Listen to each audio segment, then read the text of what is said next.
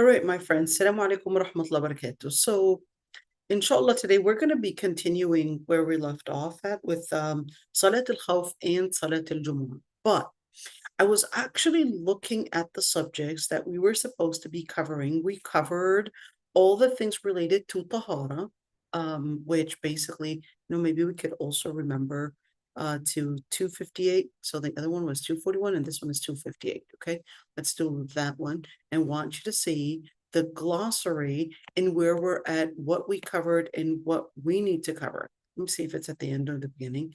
Okay, is it at the end or the beginning? Can't remember. Okay, let's see. I hope, okay.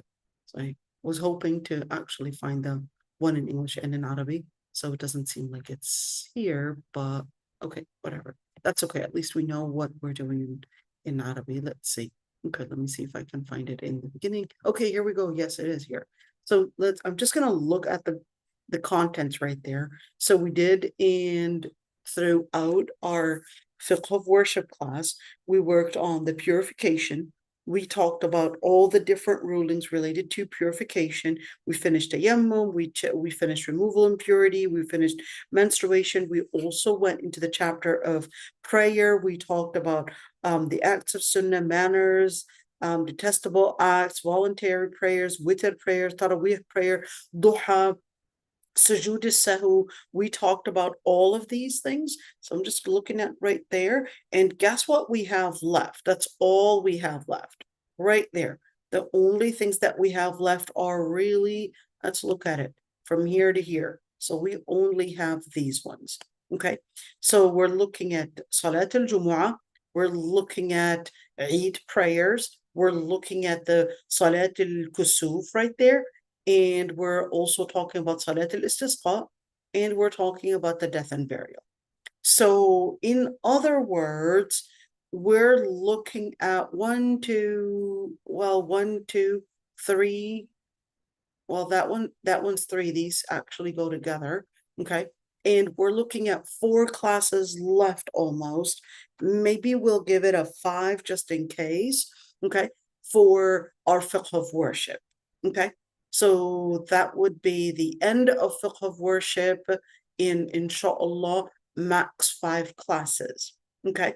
So yes, this is actually, a very good, alhamdulillah, a very good, I would say, achievement for all of you for attending the whole fiqh of worship, and not like many institutions would do. They'll basically summarize and always quickly try to, yeah, we have this to cover in 3 months or 2 months or whatever. And then they end up really, just shoving a couple, um, a couple ideas here and there, and then the students don't actually get to master everything. But my gems of light, no, we will continue the whole class till we finish the subjects, till we finish the topic, as long as it takes us. Okay, and that's our goal. We want ilm, and that's what we seek. And we're not here looking just for, trying to get perhaps a certificate or whatever, because a certificate must mean that certificate. Now, for those that would like to take tests, they want to probably study the whole thing and they want to take a test, they could do that in order to basically get the grades for this one. You could do that, and I'll prepare the test. And if you want to take the test, just reach out to me and say, hey, I'd like to take the test. And then we'll basically keep your name in records that you took this test and this is what you mastered.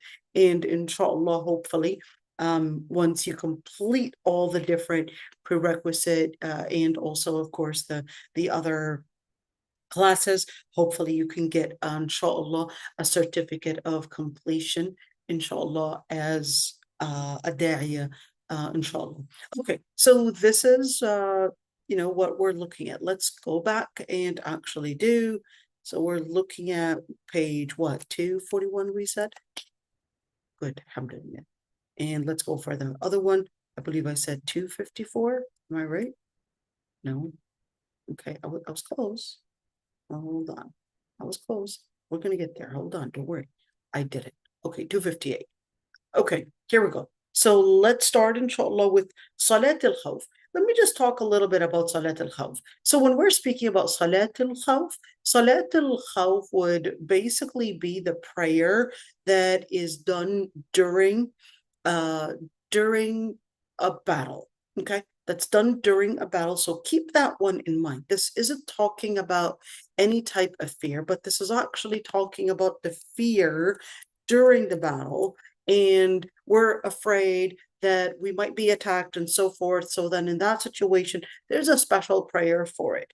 Well, this isn't a special prayer to just mean a special prayer, that it is done as something that to give them victory or anything of that sort. No, Salat al-Khawf is actually in replacement, or at least it's to do that alternative in the situation where you're afraid that the enemy might attack you, but you had Salat al-Duhr to do or Salat al-Asr to do, etc. So that's that method that we would pray such Salah that is like Salat al-Duhr or Salat al-Asr or al-Maghrib or al-Isha or whatever, in the situation where there is an enemy possibly prepared to attack us or any of that sort. That's how we would basically pray Salat al-Khawf. I'm not going to comment much about it because it's a rare, very rare prayer, and I don't expect women to actually do it. So I'm just going to, just let you probably just watch a movie, a short movie, 5-minute movie. But I want you to first see at least the evidence on it. So we've got this right there in Surah An-Nisa, and if you fear from the disbelievers to basically harm you or attack you or basically bring a fitna or a test upon you, and this basically right there was the solution. If you feared that the disbelievers would attack you and then you wanted to perform prayer, that is, you could see that this is in Surah An-Nisa and basically ayah 102 right after this ayah. So it was basically demonstrating and instructing what to do in situations where there's an enemy. The most important lesson that we need to learn is how prayer is important even in the event of probably having an enemy prepared to attack us or being attacked, or we're in the middle of a warfare, in the middle of a battle, that you would still have to perform prayer. So that's the most important thing that we get out of this, that the ayah was sounds, well, even if you were in the middle of a battle, you still have to keep in mind your prayer, and here's a way to do it. But in situations where it's, let's say it's really heated, and if they were to perform their salah and it was really heated, that the enemy might actually abuse their let's say their busyness and their salah and probably harm them, then in that situation they can delay their prayer and pray it in another time. Okay, but this is talking about in situations where they're capable of performing their salah and plus being safe. Okay, and plus being safe. Yes, we want and we wish for shahada, but that does not mean that we wish for death. Okay, we wish for shahada and we would get the martyrdom, and simply, even if we did not get martyrdom, Allah subhanahu wa ta'ala had also praised those that had gotten victory of the war. Okay, and the ayah basically makes it clear. So one would take their weapons with them, and then once they do their sujood, then the ones in the back would come forth, and those would be the ones that didn't pray, and then they would come forth and basically take their weapons with them, and they would basically pray along. But I thought the easiest way to demonstrate this is for you to watch a movie, and that way you would basically understand the ayah. So I'm going to share it with you right there. That one, I like this video. Okay. And here we go. So we've got right there basically the imam, and you could see that they basically are supposed to be right there. No, I know it doesn't have to be this flat, but and of course the leader would basically lead them in prayer. So we're talking about a Jum'a prayer right there. Okay, you can do an adhan, and you can do an iqama as well. In other words, along with it. And then, of course, salat al-khawf, it would be in a battle that is permissible. So we're not talking about somebody going, I don't know, fighting in a game. We're talking about a salah that is in a battle that Allah subhanahu wa ta'ala had regarded as something that is part of Islam, as a fight that is permissible, that is, let's call it, and maybe I shouldn't be using the word permissible, maybe I should call it sacred. Okay, we're talking about a sacred act of defense in Islam, or a sacred act of warfare in the defense of Islam. Okay, now the second one is that Salat al-Khawf is not done anytime. It's basically when there is an enemy, a possible enemy that would be attacking us as we are praying. We're trying to pray, but we don't want to entirely leave out Jum'a, and we are in a group, let's say a group of a group of soldiers together want to make Salat al-Jama'ah. So in that situation, we're looking at possibility of the enemy basically attacking us. Okay, let's continue right there. So certainly Salat al-Khawf, we just saw that it was actually mentioned in the Quran. It was mentioned in Surah An-Nisa. So this isn't something that is an innovation. It basically has an ayah mentioned in the Quran to describe the details in how it is prayed. Okay. Similarly, we had seen that the Prophet ﷺ had also prayed Salat al-Khawf, in other words, demonstrated it in action. So not only are the ayat demonstrating how we pray, but the Prophet ﷺ himself had done it in practice. Now, with Salat al-Khawf, of course, the enemy is definitely, prepared at any minute, and they would definitely have their intelligence forces studying what is important to you and your timing, etc. So this is important to keep in mind, that you don't want to keep your weapons away. You want to be prepared, because you could be basically attacked at any minute. Okay, so in that situation, of course, Salat al-Khawf, you would be prepared. You don't necessarily have to have a mat to pray on, but something that basically is, I guess, healthy for you to sit and stand on. And certainly, they would be in a group together, and of course, the ayah was actually telling them that you have to be cautious. You have to be cautious and prepared, because you don't want your enemy to know that you're going to be bending down, you're going to be performing the prayer, and possibly during that moment that you could be in ruku' or in sujood, probably they would prepare an attack, and that would take you some time to probably, get in action. Okay, so in that situation, the ayah was saying, well, no, you need to be prepared, need to be cautious. And certainly in that situation, we're speaking about and you can pray towards the enemy if necessary. If you're capable of praying towards the qibla, that would be the most ideal. But if praying towards the qibla is letting the enemy basically probably abuse that and perhaps use it against you, then in that situation, pray towards the area that is keeping you safe. Okay. And certainly Salat al-Khawf is, like we said, it's in a Jama'ah. You can pray Salat al-Dhuhr and Asr and basically delay it. So in other words, kind of like you're doing Salat al-Musafir, so you're doing it in 2 rak'ahs, for example, but you don't necessarily combine the prayers unless necessary. Okay, unless necessary, but generally you don't combine prayers unless it was a severe issue in a severe situations. But in general, like I said, Salat al-Khawf, Salat al-Fajr would never be combined. Salat al-Fajr would always be on its own. Yet, it's important to mention the Prophet ﷺ during Ghazwat al-Khandaq, he combined all the prayers in one shot. Okay. Why?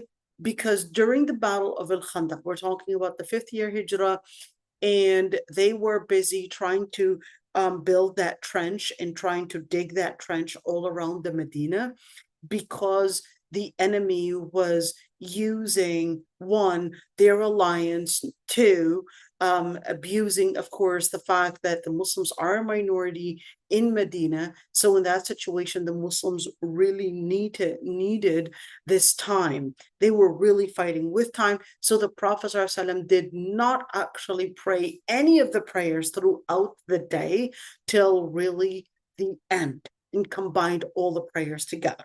Okay, so just keep that one in mind. That was a serious situation. That was only once.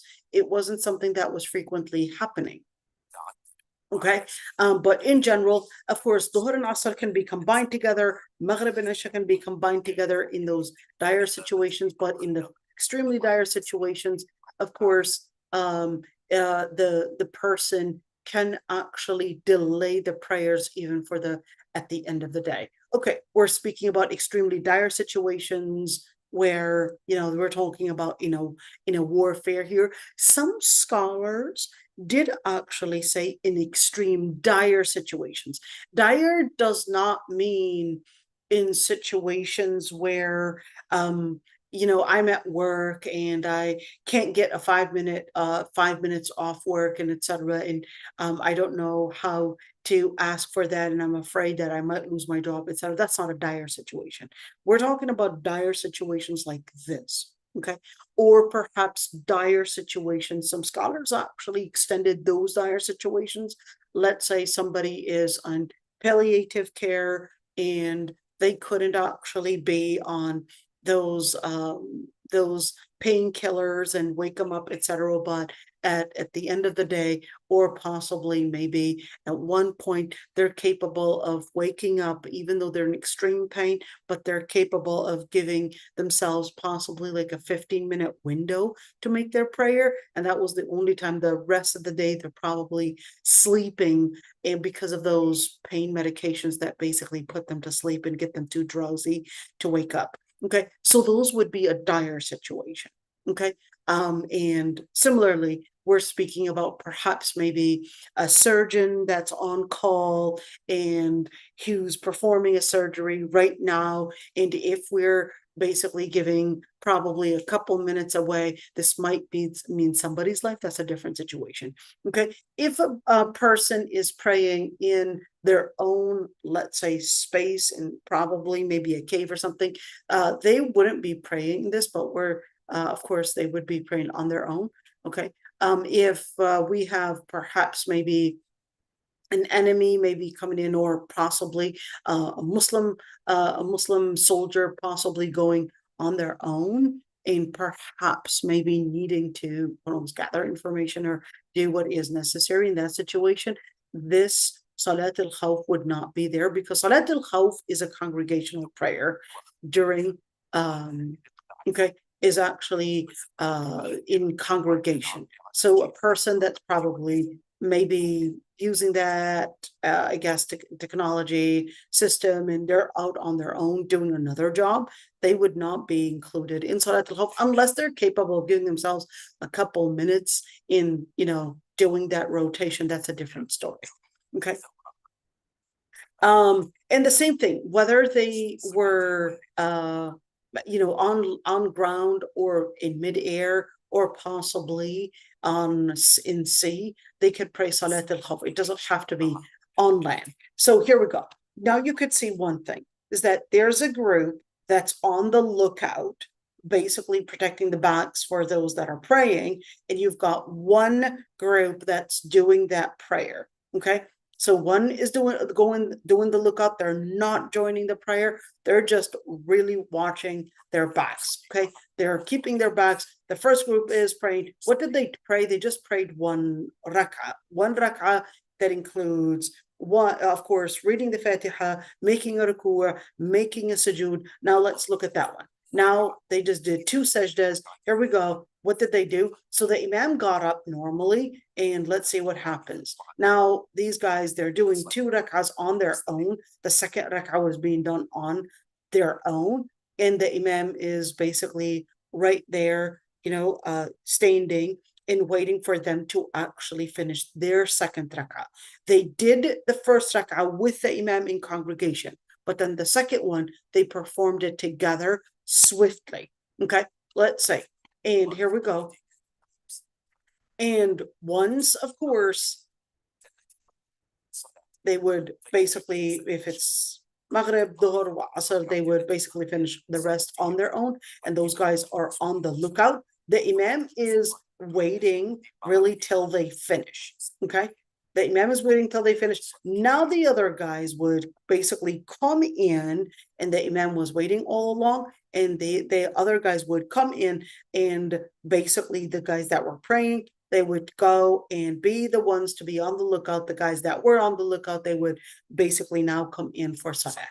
Okay, they would come in for salah and basically perform the salah. He was basically doing at least a jama'ah in one of those rak'ahs, and in the second rak'ah, he was doing the other jama'ah with the other group. Okay, and all right, so this is basically the way that it was mentioned in the Quran. So they were rotating in their salah, and that was the end for Salat al-Khawf. So just explaining it that way. Let's see it right there, same thing. Salat al-Maghrib and Salat al-Isha would basically be the same thing, and that was basically it. Now, what is important and something that is frequently done is basically Salat al-Jum'a. So I'm going to go and actually skip the different pages in regards to Salat al-Khawf, because we just demonstrated it right there, and that was basically it for Salat al-Khawf. Now we're going to go for Salat al-Jumu'ah. Because I needed a lot of time for Salat al-Jumu'ah, so that's why I basically let you watch the video for Salat al-Khawf. Okay, let's look at Salat al-Jumu'ah right there. Salat al-Jumu'ah was actually called Salat al-Jumu'ah. In general, is it because it's done on a Friday, or is Friday, or in Arabic, it's Jumu'ah. Jumu'ah actually means the day of congregation, the day of unity, the day that many people are combined. Okay, the Prophet ﷺ had approved basically that it was called al-Jumu'ah, and he said the best of your days is the day of Yawmul Jumu'ah, is the day of Friday. And he also said in the hadith, نحن الآخرون الأولون يوم القيامة. We, basically the Muslims, are the last to come, and we will be the first on the day of resurrection through the former nations were given the scriptures before us. So basically, of course, he explained to them that even though we were the last nation, meaning the last nation that received the scripture, but we would be the first in resurrection. We would be the first in line, basically, that Allah subhanahu wa ta'ala, even though they had received the scripture before us, but this is the day that Allah subhanahu wa ta'ala had obligated on them, but they missed that day. So Allah subhanahu wa ta'ala had guided us to the right day, and all the rest of the people are basically following the Muslims in this respect. Okay, another hadith in Sahih Muslim that the Prophet ﷺ said, أَضَلَّ اللَّهُ عَنِ الْجُمَعَةِ مَنْ كَانَ قَبْلَنَا, that it was Friday, which Allah subhanahu wa ta'ala basically diverted those who were before us. So in other words, they confused the important day, and of course the Jews had basically regarded it was Shabbat or Saturday, and the Christians thought it was a Sunday. And then Allah subhanahu wa ta'ala basically guided us to the really sacred day, which basically is Yawmul Jumu'ah. Okay, how did that delusion actually happened historically, where Jews basically thought it was a Saturday that is a sacred day, and the Christians thought it was a Sunday? What really happened, I don't know. what happened historically and how they landed on a Saturday or Shabbat, or how they landed on a Sunday, and why that day was chosen as the sacred day, or at least the holy day. Okay. And certainly in the Prophet ﷺ, of course, had ordained or had obligated that the Muslims would meet on a Friday and basically make that as the day that there would be a reminder, that ceremony for them to basically recognize and, let's say, recharge their faith. And certainly Salat al-Jum'ah is during midday. We're talking about noon. And one thing is that it is permissible to do it in one masjid. So in other words, what we're trying to do is that we're trying to gather as many people as possible in that masjid. But here's one thing. If we're talking about those different, let's call them those different smaller masajid, those smaller masajid would be closed down to make sure that we have one bigger place that is considered as the place that fits as many as Muslims as much as we can in order to bring about the bigger community. Okay, to bring about a bigger gathering, to bring about a bigger community. So not every single masjid we necessarily would consider it as basically the prayer for Salat al-Jum'ah. It's Salat al-Jum'ah is supposed to be the place that gathers the most and the biggest number. Okay. And in that situation, of course, we would say that Allah subhanahu wa ta'ala had ordered and obligated that everyone, and at least we're going to see what everyone basically means, that they would come in and listen to the ceremony and perform the prayer. So this would mean that this is an imperative verb, and let's say that verb that is telling us that this is obligatory. يا أيها الذين آمنوا إذا نودي للصلاة من يوم الجمعة فاسعوا إلى ذكر الله وذروا البيع ذلكم خير لكم إن كنتم تعلمون. Calling on to the believers. If the prayer is called for Friday or on a Friday, then set and go and leave for basically the remembrance of the Lord Almighty. Proceed basically to the remembrance and leave trade. In other words, leave business, leave your job, leave whatever you're employed in, whatever that is better for you if you only knew. Now, one thing I would say in regards to leaving your job, etc., that in American Constitution, I'm familiar with the American Constitution, not necessarily the other constitutions. So we see in your country and what the rules actually say. But in the American Constitution, it is part of the law that the government, the government, and also the companies would give you your religious freedom and respect your religious freedom. So therefore, it is part of, let's call it, your duty as a Muslim to see the different ways to advocate for yourself in order to have that time for Salat al-Jumu'ah. Now, it's also important to just keep in mind that you don't want to lose that right. Okay, so if, let's say, we're speaking about you given a window, like a half an hour window for Jum'ah prayer, then use it for that Jum'ah prayer and don't waste it for others, and perhaps maybe using it in other ways, and then probably not getting this let's call it this constitutional right and losing it for others. So you want to make sure that you really are using it just for that prayer. Can we pray, let's say, maybe in that company where, let's say, a group of 20 Muslims right there, and we weren't given the opportunity to go to the masjid, but we're a group of 20 Muslims together and we're capable of doing it in the company. Now, the ideal way is to join the actual masjid that's combining everyone.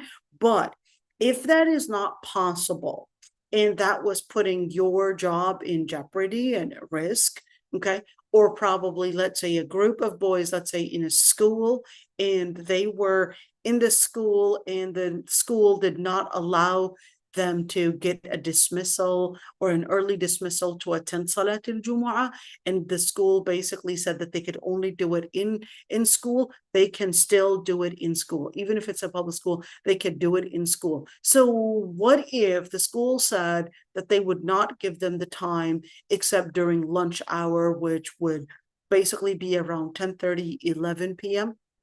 or 11:30, but dhuhr isn't until perhaps maybe 12:30, 1 p.m. Can they actually perform it during that hour? Okay, so we're going to talk about that in just a bit, inshallah, but I want you to just, stay tentative in your listening, because there are certain things that are really important in regards to the different circumstances that are there that may be completely different than what we would see in a normal situation. Okay, Ibn al-Qayyim had said that the Prophet ﷺ, it was part of his guidance that he would respect and honor that day and basically do certain types of worship. In other words, it was a dhikr that he would pretty much do on a Friday, but not necessarily on other days. And here's the thing. Scholars actually had differences of opinions whether Friday or whether the day of Arafah is basically better. And you had some scholars actually had, this different opinion, which one really is preferred.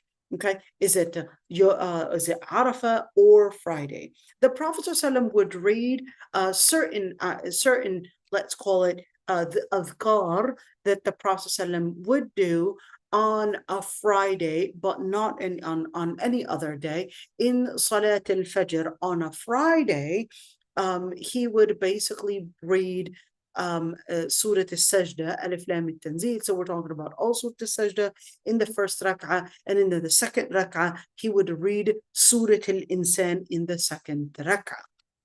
Okay, so the Prophet ﷺ was reading those two surahs during the Fajr because what they contain is basically speaking about the creation of Adam alayhi salam. It would talk about resurrection. It would talk about basically all those things that would remark and bring that remembrance of what Friday is really to remind us of. It's to remind us of our own creation. That's why it's a Friday. Adam alayhi salam was created on a Friday. It's to remind us of the day of resurrection. It's to remind us of that combination. So in other words, every single week, it is basically bringing in that reminder of one, our early creation, and the end and the purpose of our own creation and where this is going. Okay, so this isn't necessarily that meaning that this is every Friday that this is what we're supposed to be reading, but the Prophet ﷺ had done it frequently. The Prophet ﷺ had done it frequently, that he would read in Jum'a. It's for Salat al-Fajr. The first rak'ah would be al-Fatiha and Surah al-Sajda. The second rak'ah would be Surah al-Fatiha and Surah al-Insan, or it's also called Surah al-Dahr. Okay, هل أتى على الإنسان حين من الدهر لم يكن شيئا مذكورا. Okay, that's the surah. Okay, some of the things that the Prophet ﷺ had done exclusively on Friday, number one is doing a lot of Salah ala Nabi. What does that mean? So the Prophet ﷺ basically said, أكثروا الصلاة علي يوم الجمعة وليلة الجمعة. The Prophet ﷺ had said, confer the blessings upon me frequently on Friday and the night preceding it. What does that even look like? Allahumma salli ala Muhammad. Allahumma salli ala Muhammad. Or salli Allahumma ala Sayyidina Muhammad. Allahumma salli ala Muhammad. What does it mean anyways? So Salah ala Nabi, doing those prayers and blessings is asking Allah subhanahu wa ta'ala to basically forgive the Prophet ﷺ's sins. Wait a minute, I thought they were forgiven. So why are you saying forgive his sins? So when you're making that dua, you're basically embracing, one, the appreciation in the gratitude that the Prophet ﷺ had basically delivered the message. So in other words, you are right there reminding yourself that the Prophet ﷺ was your role model and that you adhere to the message that Allah subhanahu wa ta'ala had sent on to the Prophet ﷺ. Okay, so Allahumma salli ala Muhammad, whether doing it 100 times, 1,000 times, or maybe an unlimited number of times, that would be basically the sunnah. Okay, there isn't necessarily a specific number. Okay, the other thing is that on Friday, certainly Salat al-Jum'a is basically that obligation, and in fact one of the most important obligations. In fact, there is a hadith where the Prophet ﷺ said, if any man would leave 3 consecutive Jum'as, in other words, does not pray Jum'ah 3 consecutive times, then طبع الله على قلبه, then Allah subhanahu wa ta'ala had basically stamped their heart, sealed over their heart with what? That they are sealing over their heart actually means that their heart is sealed, to mean that they are then called hypocrites, and that they are actually called hypocrites. Some of the different actions or some of the different activities that the Prophet ﷺ had done on Friday is, number one, bathing to attend the Friday prayer. So basically taking a shower, that's an act of sunnah and not obligatory. And some scholars actually had seen it obligatory, just like al-Albani. In fact, al-Albani would consider, let's say you needed to take a shower to remove a major impurity, okay? And he considered that bathing during Jum'ah is a set out of an obligation on its own. So for al-Albani, ironically, okay, he basically considered you have to take 2 showers.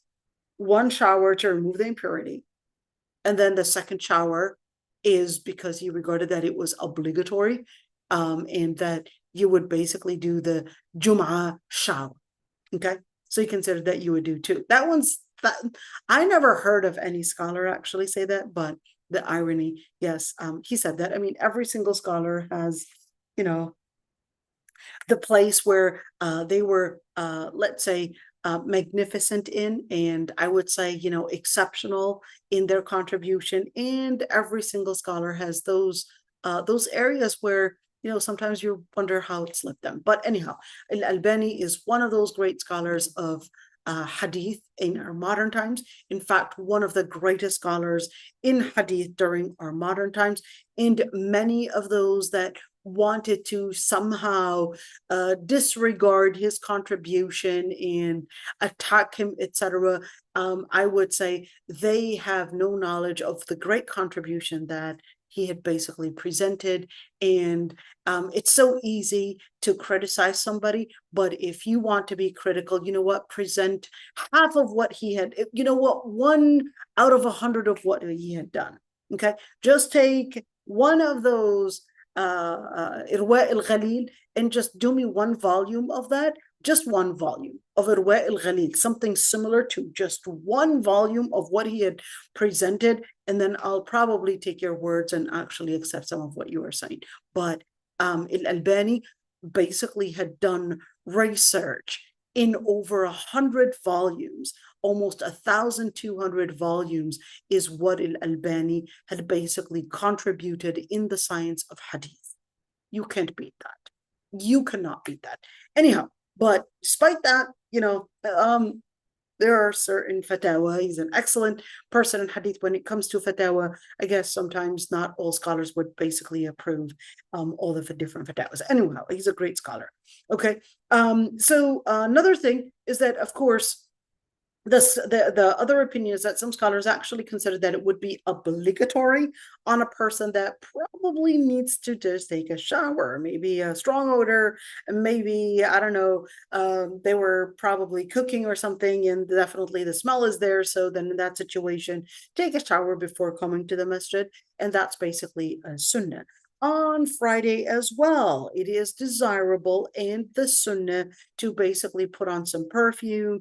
And of course, we're speaking about men, ladies. You cannot put perfume and fragrance on a Friday or even go to the Jum'a prayer with fragrance on it because of the hadith that the Prophet ﷺ had basically said, وَلْيَخْرُجْنَ tafilat, that they should leave and exit their homes basically not fragranced. And if they have any fragrance, the hadith was really clear about it, that they should basically take a full shower, exactly that they would take a shower after janaba. In other words, a complete shower. Okay, and let's continue right there. Part of the different things that are important to do on a Friday is basically being and going early to the Jum'a. Okay, and basically work on doing perhaps extra voluntary prayers, doing dhikr, reading Quran, etc. So going early basically for Salat al-Jumu'ah and doing just different, like I said, volunteer prayers, doing dhikr, reading Quran, and just waiting until the Imam basically starts the ceremony and the khutbah al-Jumu'ah.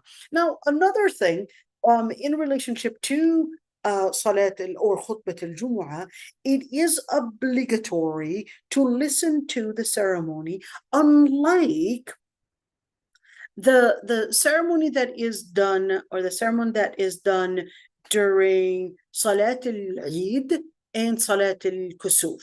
Okay, during those prayers, it's a sunnah to listen to the khutbah. Okay, but for Salat al-Jumu'ah, it's obligatory to listen to the khutbah during Jumu'ah.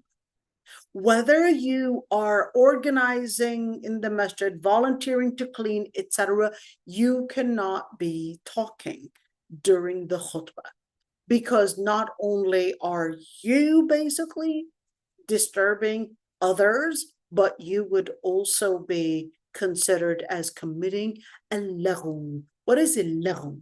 Al-laghu is speaking any trivial speech, even if that trivial speech was considered probably something not too trivial, but in the timing of Salat al-Jumu'ah, basically the khutbah being performed, whatever you say, even if it's a good thing, it would be considered trivial.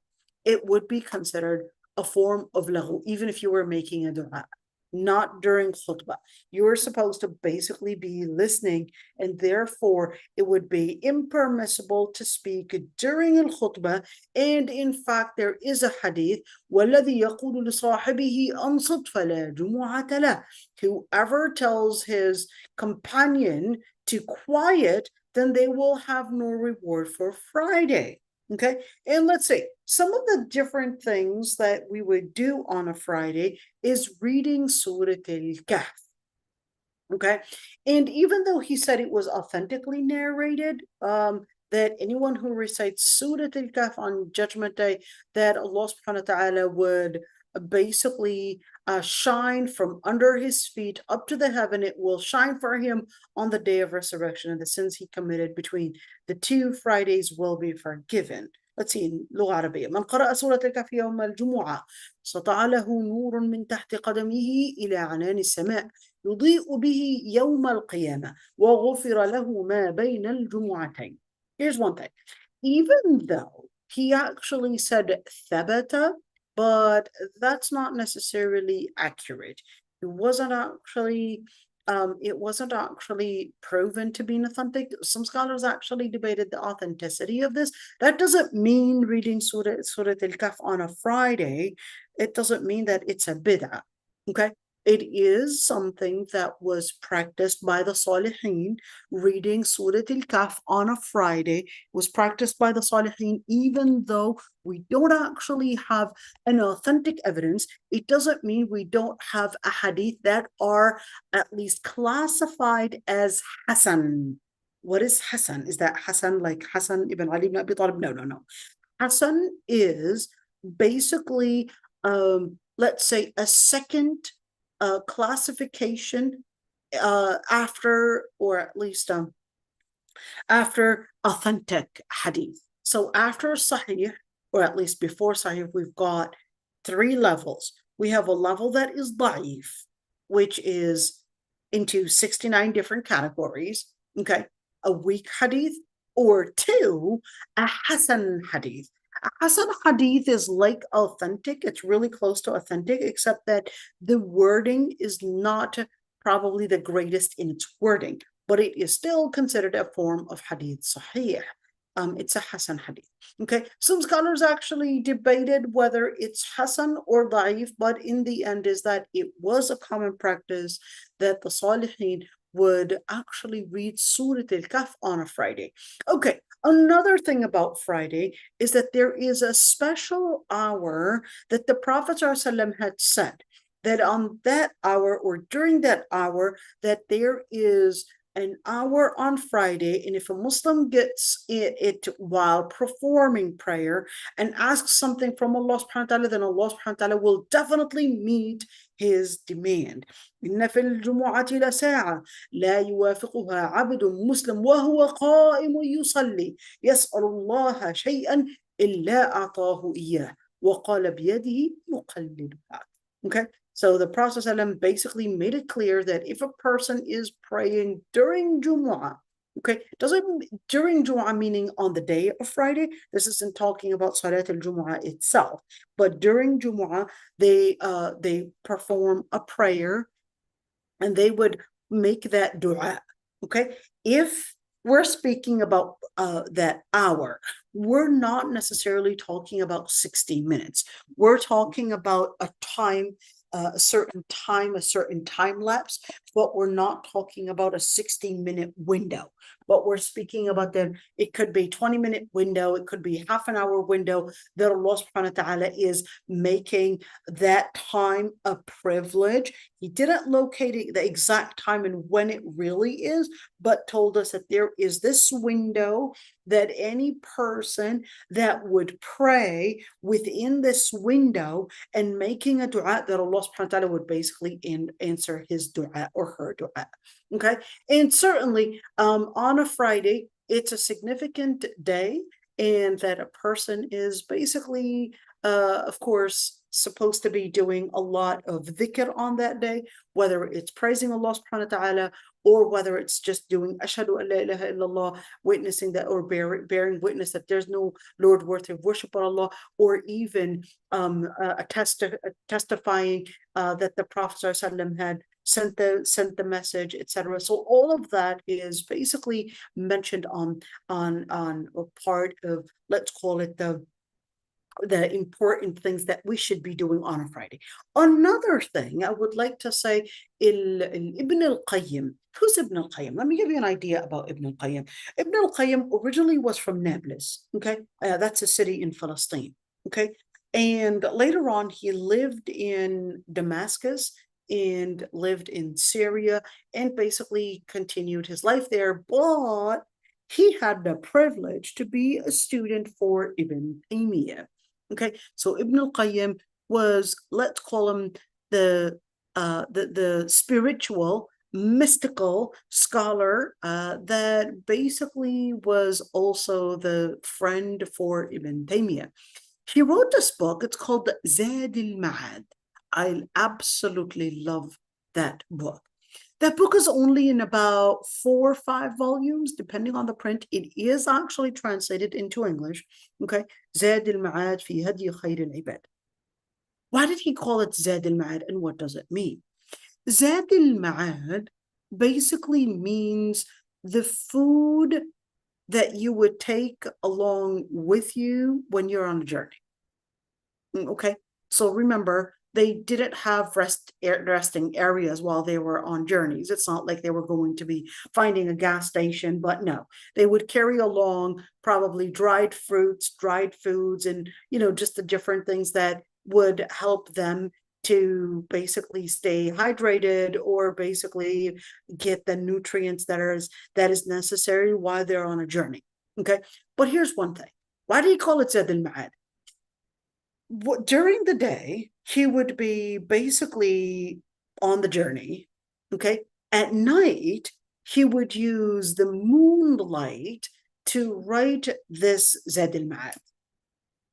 Okay, and what the book is about, it's about the different things that he would be taking as the seerah of the Prophet ﷺ, and he would basically write the seerah from, from the beginning, and then every single day he would take the time throughout the night using the moonlight, the inspirations, and he would say, Hadi Nabi Sallallahu, let's say, fi Salat al-Jum'a. And then he would write the inspirations that he would be getting in all of those different things that he would learn from the biography of the Prophet Sallallahu, the seerah.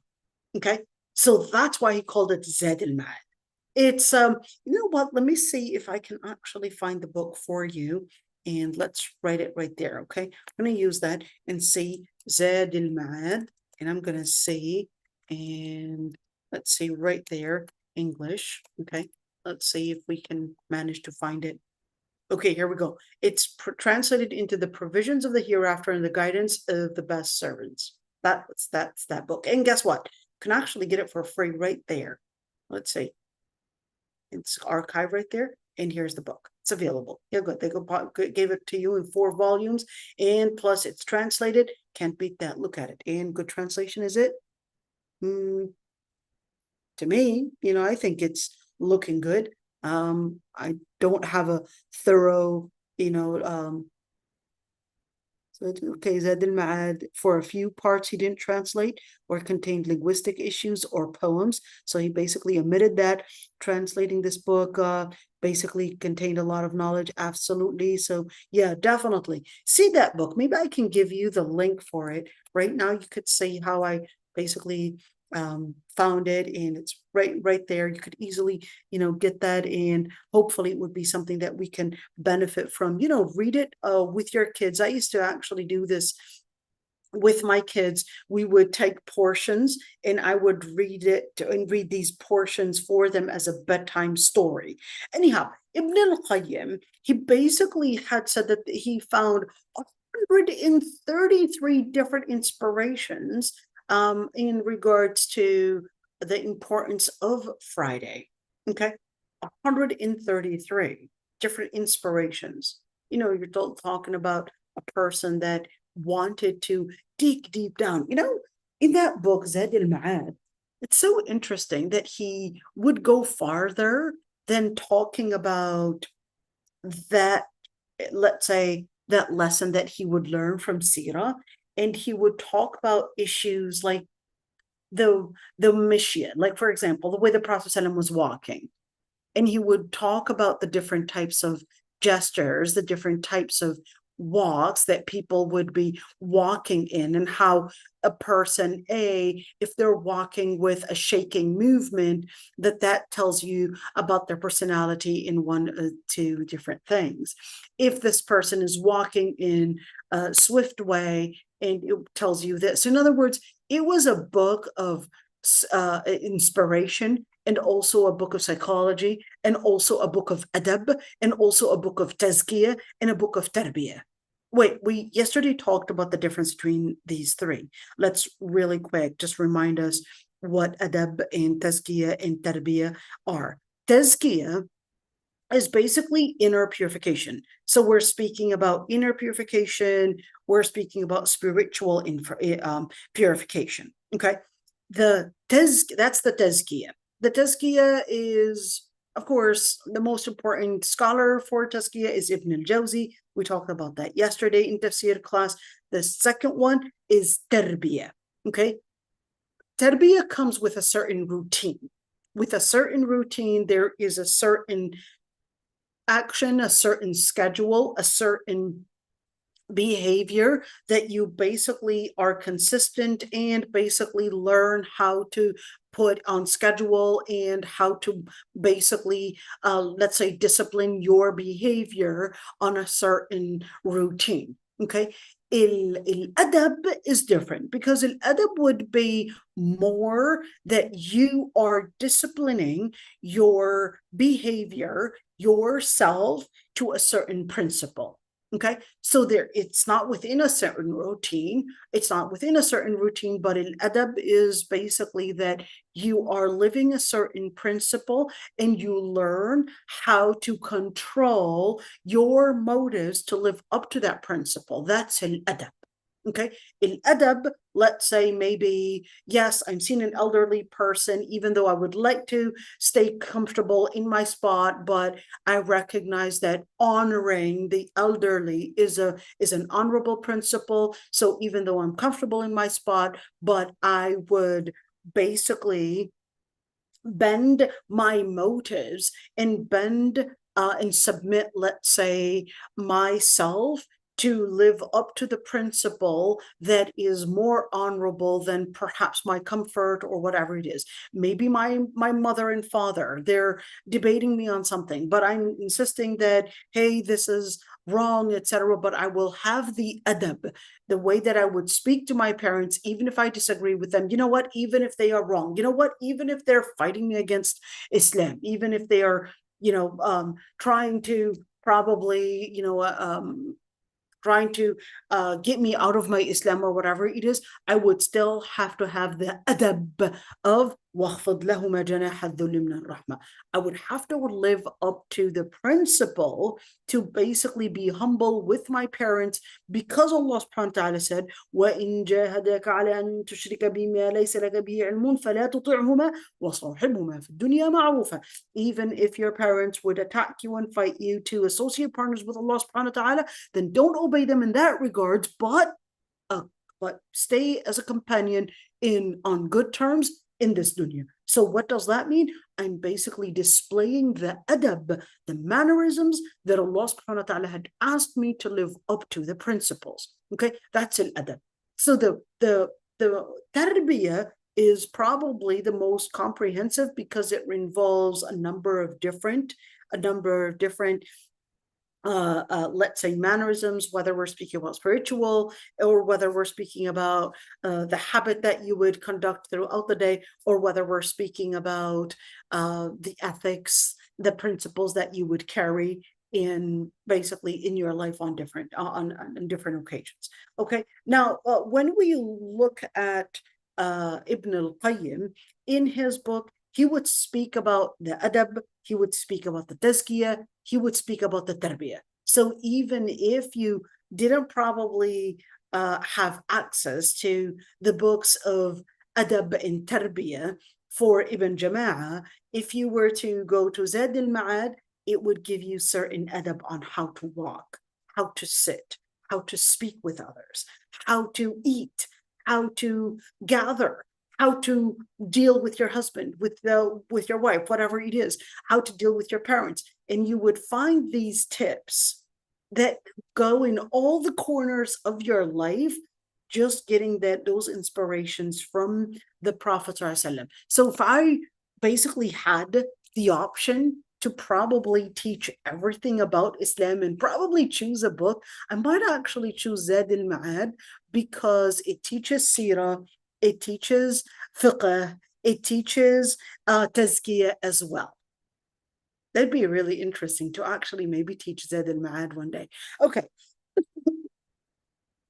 All right, so certainly on a Friday, we're not supposed to be using that to waste it in possibly maybe just gatherings, or probably just a meeting in entertainment, etc. But we're supposed to be understanding that this day is a special day, is a sacred day, is a day that Allah subhanahu wa ta'ala had given us a privilege where our dua is answered, our dhikr is magnified, and certainly the honor for that day is basically mentioned in the Quran and the Sunnah. Let's look at another thing. Certainly it is like that the person would go early, okay? In other words, attend the Jum'a and pray 2 rak'ahs when they would enter the masjid. Wait a minute. So they would pray 2 rak'ahs. Like, what's the 2 rak'ahs for? The 2 rak'ahs are basically what is called tahiyyat al-masjid. What is tahiyyat al-masjid? It is the sunnah whenever you enter the masjid to pray 2 rak'ahs. Anytime. Scholars, though, had differences of opinions on praying these 2 rak'ahs when they're basically coinciding with the times that are hated to pray in. We talked about those 5 times.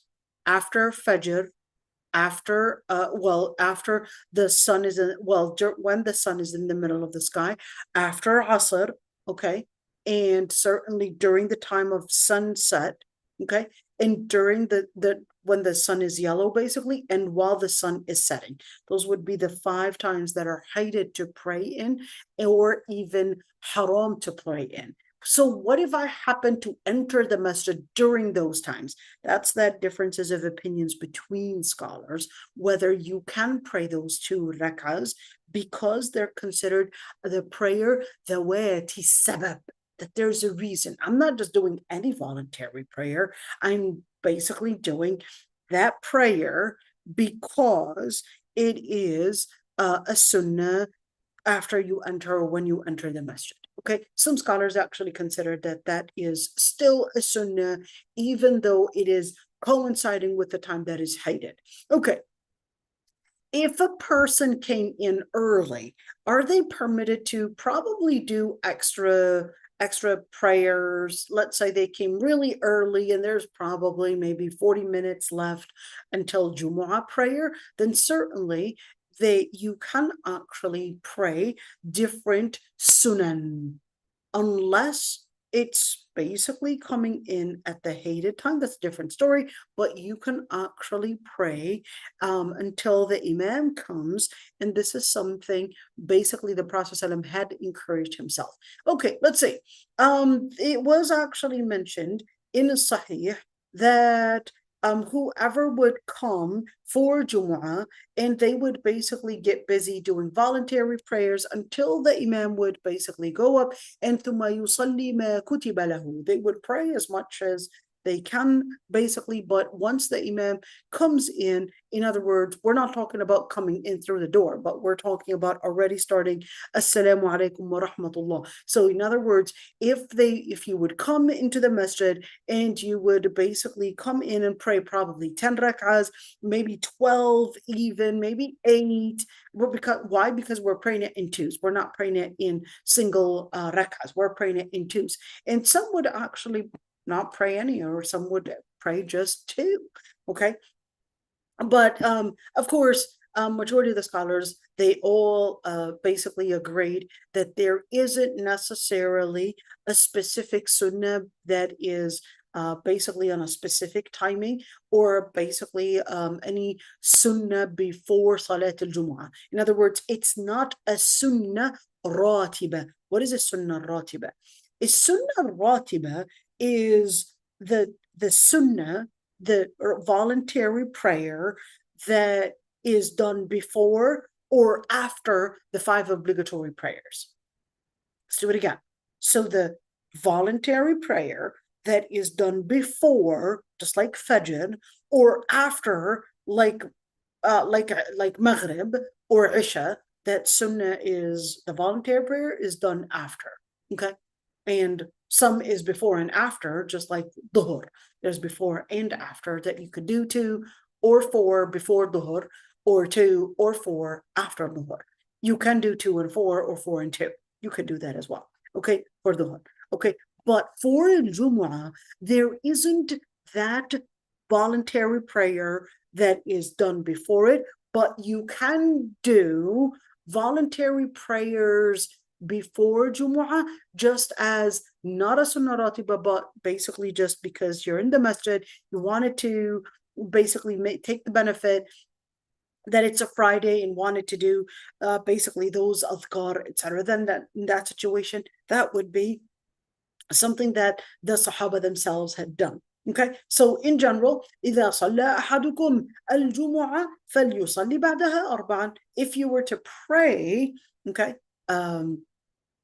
Salat al-Jumu'ah, then pray 4 rak'ahs after it. Okay, so the sunnah ratiba would be after Salat al-Jumu'ah and not before it. but you can pray just a voluntary kind of like a duha prayer. That's a different story. In fact, the Prophet ﷺ, it was mentioned in a Sahihain, the two basically most important, Bukhari and Muslim, okay, that the Prophet ﷺ used to pray after Jum'a, used to pray 2 rak'ahs after Jum'a, okay? And in that situation, when you look at, okay, if he prayed 2 rak'ahs or 4, that would basically mean, are these contradictory? Well, the Prophet ﷺ, sometimes he would pray 2 rak'ahs in his house, and when he would go to the masjid, he would pray 4 rak'ahs. Okay. Let's see, someone actually sent a question right there. She said, I'm writing this question for the end. Okay, we'll wait for the end, inshallah. Okay. And certainly, if what happened? Okay. Certainly, if a person comes into the masjid, there's a very important thing, is if a person comes into the masjid and they occupy a certain space, then that place would basically be their space, but they would have to stay sitting in it, but not put maybe a carpet or probably put their purse or put their wallet or whatever to occupy that space. They cannot do that. And that's not the adab. Okay. So it's impermissible that a person would somehow occupy a space, probably putting their carpet or probably putting a chair and putting their purse on it or whatever it is, to basically let others know that this space is occupied and has been taken.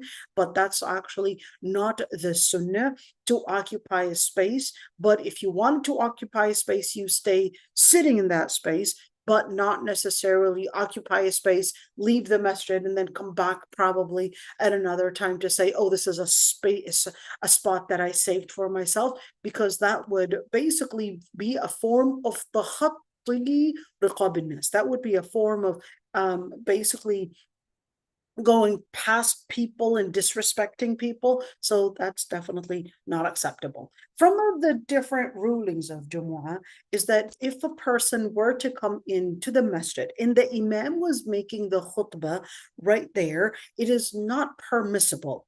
Stop right here. Okay. Is it necessarily not permissible? Well, scholars actually had differences of opinions. I just wanted to say the quote that he had said, because he said, لم يجلس حتى يصلي ركعتين يوجز فيهما. Okay. Wanted to just say this one, because is it necessarily obligatory? Okay. The Prophet ﷺ had basically mentioned, hold on, let me just make sure. If one of you comes from Jum'a when the imam has already come out, okay, then they should perform 2 rak'ahs. Now, here's the thing, is that scholars actually had differences of opinions on this quote. I don't know if I can, okay, here we go. On this quote, so whether this is obligatory or not. Why? Well, because the Prophet said, إِذَا جَاءَ أَحَدُكُمْ يوم الجمعة وقد خرج الإمام فليصلي ركعتين. Let me just explain this one. Okay, the word فليصلي, okay, is definitely فعل أمر, is definitely an imperative verb. There's no question about that. An imperative verb without any other, let's say, addition to the sentence, making that imperative verb from being obligatory to possibly being something that is recommended, then that would actually leave that imperative verb to meaning one thing, which is an obligation. Okay. Now, here's the thing, is that the other hadith, which is called the hadith al-Musi' fi salat, the hadith that the man that basically made the prayer wrong, and basically the hadith, that other hadith that came to the man that came to the Prophet ﷺ and basically asked, oh, is there anything that's obligatory on me? And the Prophet ﷺ said, you got 5 daily prayers. And he said, هل علي غيرها? Do I have to do anything else? And he said, لا إلا أن تطوع. No, unless you want to do something voluntary. And at the end, the Prophet ﷺ basically said, أفلح إن صدق, or أفلح وأبيه إن صدق, or أفلح والله إن صدق. Anyhow, okay, so when you look at that other hadith, it's basically telling me in telling us that the Prophet ﷺ, when he was asked, is there anything else that is obligatory on me? And he said, no, unless illa an tasaddaq, unless you would basically voluntarily do an extra prayer. So when you look at فَلْيُصَلِّ رَكْعَتَيْن, yes, it's giving me an imperative verb, but the other hadith, and that's that debate between scholars. The first opinion basically said this is obligatory. The second opinion said it's not obligatory. And like Ibn al-Mundhir said, it wasn't obligatory because that other hadith, when the Prophet ﷺ was asked, Hal alayya ghayraha, do I have to do anything? Have to mean, am I obligated to do anything else? And he said, no, unless tasaddaq. So they said, illa an tasaddaq was basically that exception that the Prophet ﷺ had, Hal alayya ghayraha, and he said, la. Is there another prayer? Said no. So that would take this فَلْيُصَلِّ رَكْعَتَيْن to basically letting us know that that's a sunnah and not necessarily obligatory. وَلْيَتَجَوَّزْ فِيهِمَا. What is يَتَجَوَّز? What, get married? No. يَتَجَوَّز meaning that they should make it short. What, instead of doing 2 sajdas, like make it 1? No. Meaning, do your dhikr, but don't prolong it with prolonged recitation and all of that. Make it in a swift way, as long as the imam is there, you doing the Jum'a, you come in, the imam is giving the khutbah, just to make those 2 rak'ahs, don't make it long, because you want to be basically there to listen to the khutbah. Okay, and that's the same thing that the Prophet ﷺ had basically told Uthman ibn Mad'un when he came in. He told him, "Qum farka' rak'atayn, get up and pray the 2 rak'ahs." And Uthman ibn Mad'un basically talked with the Prophet ﷺ and he asked him, "Did you pray 2 rak'ahs?" He said, "No, I didn't." He said, "Well, get up and pray 2 rak'ahs." Okay, that was the Prophet ﷺ basically demonstrating that it is also permissible that the imam would talk with the people, okay? That the imam would talk to the people and the people would basically respond. Now, in general, of course, Salatul Jumu'ah, it is not permissible that a person or anybody would speak while the imam is giving the khutbah. In fact, this ayah, وَإِذَا قُرِئَ الْقُرْآنُ فَاسْتَمِعُوا لَهُ وَأَنصِتُوا لَعَلَّكُمْ تُرْحَمُونَ. If the Quran is recited, then listen tentatively and be tentative in your listening, okay? For that would, inshallah, basically lead you to being included in the mercy of Allah subhanahu wa ta'ala. And some of the scholars of tafsir, they said that the reason for the revelation of this ayah is that it is in relationship to the Friday khutbah, and it was called a Quran, even though the scholar that is probably delivering the khutbah al-Jum'ah, is probably not necessarily reading Quran throughout the time, of course, but it was still called Quran. It was still called Quran. It was still called a revelation because it includes Quran. Okay, and even for those that basically said that this ayah is not in relationship to khutbah al-Jumu'ah, they still said, well, we've got another evidence that basically is giving us the inference that we're supposed to be listening tentatively during khutbah al-Jumu'ah. He said, "Man qala sah faqad lagha, faqad lagha, wa man lagha fala jumu'ata lah." The Prophet ﷺ said, whoever says hush, so sah is like saying hush. Now, sah isn't actually a word. It is ism fi'l. It's an onomatopoeia. So it's kind of like, the sound of what you would really say. You wouldn't say sah. It's like, is that really a word? Shh. Is that a word? It's not a word. It's an onomatopoeia, basically, or it's basically making a sound, noise, white noise, to tell you that you're supposed to hush, okay? You're supposed to stay quiet. The Prophet ﷺ considered that that's a word. That's a word. And in fact, he said, even if you were to use that sound, that in itself is considered that you had done and engaged in trivial speech. Okay, so therefore, just keep that one in mind. And if anybody would say that shush or hush or, any word to silence the person next to them, then the Prophet ﷺ said it will be considered uttering ill speech. And whoever utters ill speech there will be no reward for him for Jum'a. In fact, the Prophet ﷺ had said in another hadith, whoever talks while the Imam is delivering the khutbah is like a donkey that carries volumes of books, and whoever asks him to keep quiet and listen, there will be no reward for them. Go ahead, Ustaz Umar. You want to say something, dear? Bismillah ar-Rahman. Yeah, what if someone insists to give you a hug during khutbah al-Jum'ah and you try to by sign language to tell them you can't, so they still So a hug is not a word, okay? A hug is not a word, but it is from the adab. It's okay. I'll just, a nice gesture, but don't say anything, okay? But later on, they would have to learn the adab of al-masjid. The adab of al-masjid, when the khutbah is there, it's like the Prophet ﷺ, whenever the khutbah is there, or when salah is already starting. Okay, no salamu alaikum, no handshaking, no nothing. Khalas, as if the Prophet ﷺ knows nobody. so Salah, that's it. It's salah time. It's right now, because al-khutbah is a form of salah. Okay, it's like you don't know anybody. Right now, we are in prayer. We just want to know Allah subhanahu wa ta'ala at this moment.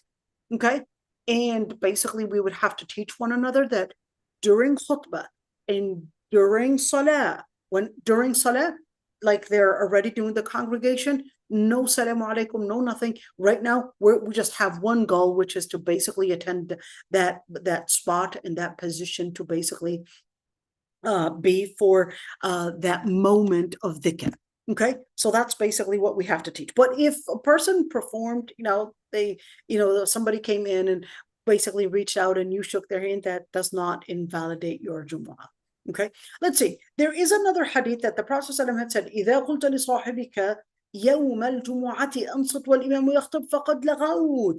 This hadith is actually in Sahih, meaning it's an authentic hadith. The Prophet ﷺ said, whoever talks while the Imam is delivering the khutbah is like or here we go. If you ask your companion to keep quiet, this is the hadith, and listen, you ask your companion to keep quiet and listen while the Imam is delivering the ceremony, then you have uttered an ill speech. Okay, so that's basically to just keep us aware that we're not supposed to be saying anything. And it is permissible yet for the Imam to speak to the people if necessary, and it is permissible for him to speak to other people. Let's say, for example, okay, the microphone is shut and, the Imam is trying to give the khutbah, but then something happens with the microphone. So in that situation, he's probably talking to the IT or talking to, I don't know, the management and tell them, hey, the microphone, there's something wrong with it. Can you fix it on the other end? And the other guy is like, I'm actually working on it, Sheikh, for example. Is he permitted to do that? Yes. This is permissible. Is this not considered ill speech? It's not considered ill speech because the Imam had given him the permission to communicate. The Imam had given him the permission to communicate. So he was like, hey, did you fix it? Can you please fix it? Or let's say somebody parked their car in the wrong spot. And right there, the police came in and they're like, hey, this car is in the wrong spot, fire zone, and all of those different restrictions. And right there, the Imam had to say, if someone has the license plate of this, please go and take your car. And then nobody gets up. And then someone else basically is right there at the door, basically telling the Imam, giving him an instruction that no one came and this car needs to be removed. Okay, then the Imam would say, let's say he remembered that someone else is probably, right there, probably sleeping, and hey, can you give the nudge and nudge the person next to you? Maybe that's his car. and then they would nudge him, and then they would say, sir, is your car the silver car that's parked there? And he'll say yes or no, because you just asked him a question. Can he do that? Yes, he can. Okay. And let's say he says yes. Well, not only did he park his car in the wrong spot, but he's now sleeping and didn't even hear that the imam was talking about his car blocking the way. Okay. So now, yeah. Okay. I hope everybody else is tentative in this. Okay. So yes, in that situation, it would be permissible to, if the person was given the permission to communicate during the khutbah. Okay.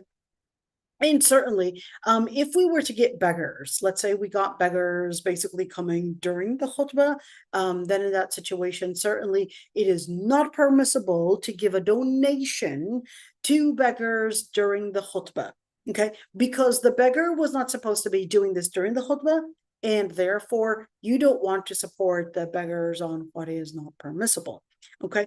Now, here's another thing, is that, of course, the khatib is basically the person delivering the sermon, and the khutbah is basically the actual sermon. Okay, so the Prophet ﷺ, of course, his name would be mentioned frequently, so it is permissible that a person would say Allahumma salli ala Sayyidina Muhammad if, let's say, qala Rasulullah sallallahu alaihi wasallam, okay, and the person is saying sallallahu alaihi wasallam. But here's the thing, is that you want to make sure that you're not saying it in a loud voice, because that's probably going to be perhaps annoying others. So then in that situation, make it in a very low voice that maybe you want to hear it, but not to the point that other people are basically interrupted and annoyed with your high dhikr. Okay, it is also of course, let's say the imam is basically doing the dua during the khutbah, not ameen. It's like, you could say ameen, but you don't want to, say it in a loud voice. And certainly it is not the sunnah to raise your hands during that dua as well. Wait a minute. So I thought we were supposed to be raising our hands during the dua, right? But not during Jum'a. Okay, so during Jum'a, the khatib would be not raising his hands for dua, but he would only raise one finger. Okay, only raise one finger, basically the index finger. Okay, and that's how he would make the dua, not raise the hands. And even the people listening, you would just say ameen without raising your hands either. Okay, and without making it a loud voice. Okay, let's continue right there. And of course, certainly raising the voice in front of probably the imam, or is all scholars that agreed that it was not permissible, and certainly just keeping that one in mind. Okay, whether we're speaking about making a dua or whether we're speaking about even between the two khutbahs, it's not the adab of having your voices basically be high during, even while we're shifting the two khutbahs, or whether we are basically preparing for salah, even though you can speak after the khutbah, and while everyone is probably lining up for salah, that's permissible to speak at that time. But the things that are related to salah, or at least things that do not obstruct or do not basically interrupt the process of lining up for prayer. Okay. No, the other part is that if basically the imam, once the imam says assalamu alaikum wa rahmatullah, that's when you would basically sit and only do those 2 rak'ahs if you needed to. Okay. And that's basically the only thing that you would do. Once the imam basically said assalamu alaikum wa rahmatullah, then in that situation the khutbah had begun. Okay, and therefore you could not be using or playing with anything or getting yourself busy with something else, whether it's your hands or whether it's, I don't know, your phone, or whether it's your clothes, or you're probably, I don't know, you saw a string coming out of your clothes and you're like, oh well, this one I'll just fix my clothes right now, or whatever it is. Don't touch and don't engage in anything but listening to the khutbah. but I can't understand the language. Like they're speaking probably in, I don't know, in a different foreign language. I don't understand Arabic. I don't understand Somali. I don't understand, I don't know, Malaysian, whatever, those Bahasa, Malaysian, whatever. I don't understand those languages. Would I still be rewarded even though I'm not understanding anything? Yes, you would be rewarded even though you're not understanding anything. But it would be best if you attended a masjid that basically did speak the language that you could understand. Here we do have certain masajid that would already prepare beforehand. They would, have the khutbah, let's say in Malaysian, for example, but then there would be like a subtitle, and especially right now with all that AI, you could actually have an automated translation available, and you can have those screens basically available. So is it permissible, since there is going to be a translation, whether we're speaking about a translation using headphones, basically somebody literally translating it on the other end, or whether we're speaking about, having it on a big screen and giving us that translation as the imam is giving the khutbah. You could actually, that is part of the khutbah, and that would not nullify your Jum'ah because it is part of the khutbah. Okay, let's see some of the other things. Okay, when the khatib is doing the khutbah, it is the sunnah to face the khatib. In other words, don't turn your back on the khatib, no, face it. But what if, we can't necessarily see the khatib, because as women, they probably have this screen, this huge screen for us. And the khatib is probably in the first floor, and we're in the second floor. We can't really see him, but it's just a screen. The whole idea and the whole object is to, create that communication. So even if it's a TV screen that you're facing, as long as this represents basically the khatib, basically represents the person that you're supposed to be seeing, okay, to deliver the khutbah, and you're creating that communication, then that's permissible too. What if that screen in the women's area was basically broken? As always, women's areas are basically always not getting the best maintenance, but whatever. Okay. What if we can't see the imam? So just by you facing the qibla, listening to the khutbah, that should suffice, inshallah. What if a person sneezes? Okay. You don't want to say yarhamkumullah or bless you out loud, but you do it quietly. And the person could also say alhamdulillah also quietly and not in a loud voice, because they want to make sure they're not interrupting others. Okay. Okay, of course, we shouldn't be speaking about any other matters except basically unless there was a necessary thing. Let's say somebody, had a seizure during al-Jum'a and we needed to get the paramedics, call 911. That's a different story. Okay, that's a different story.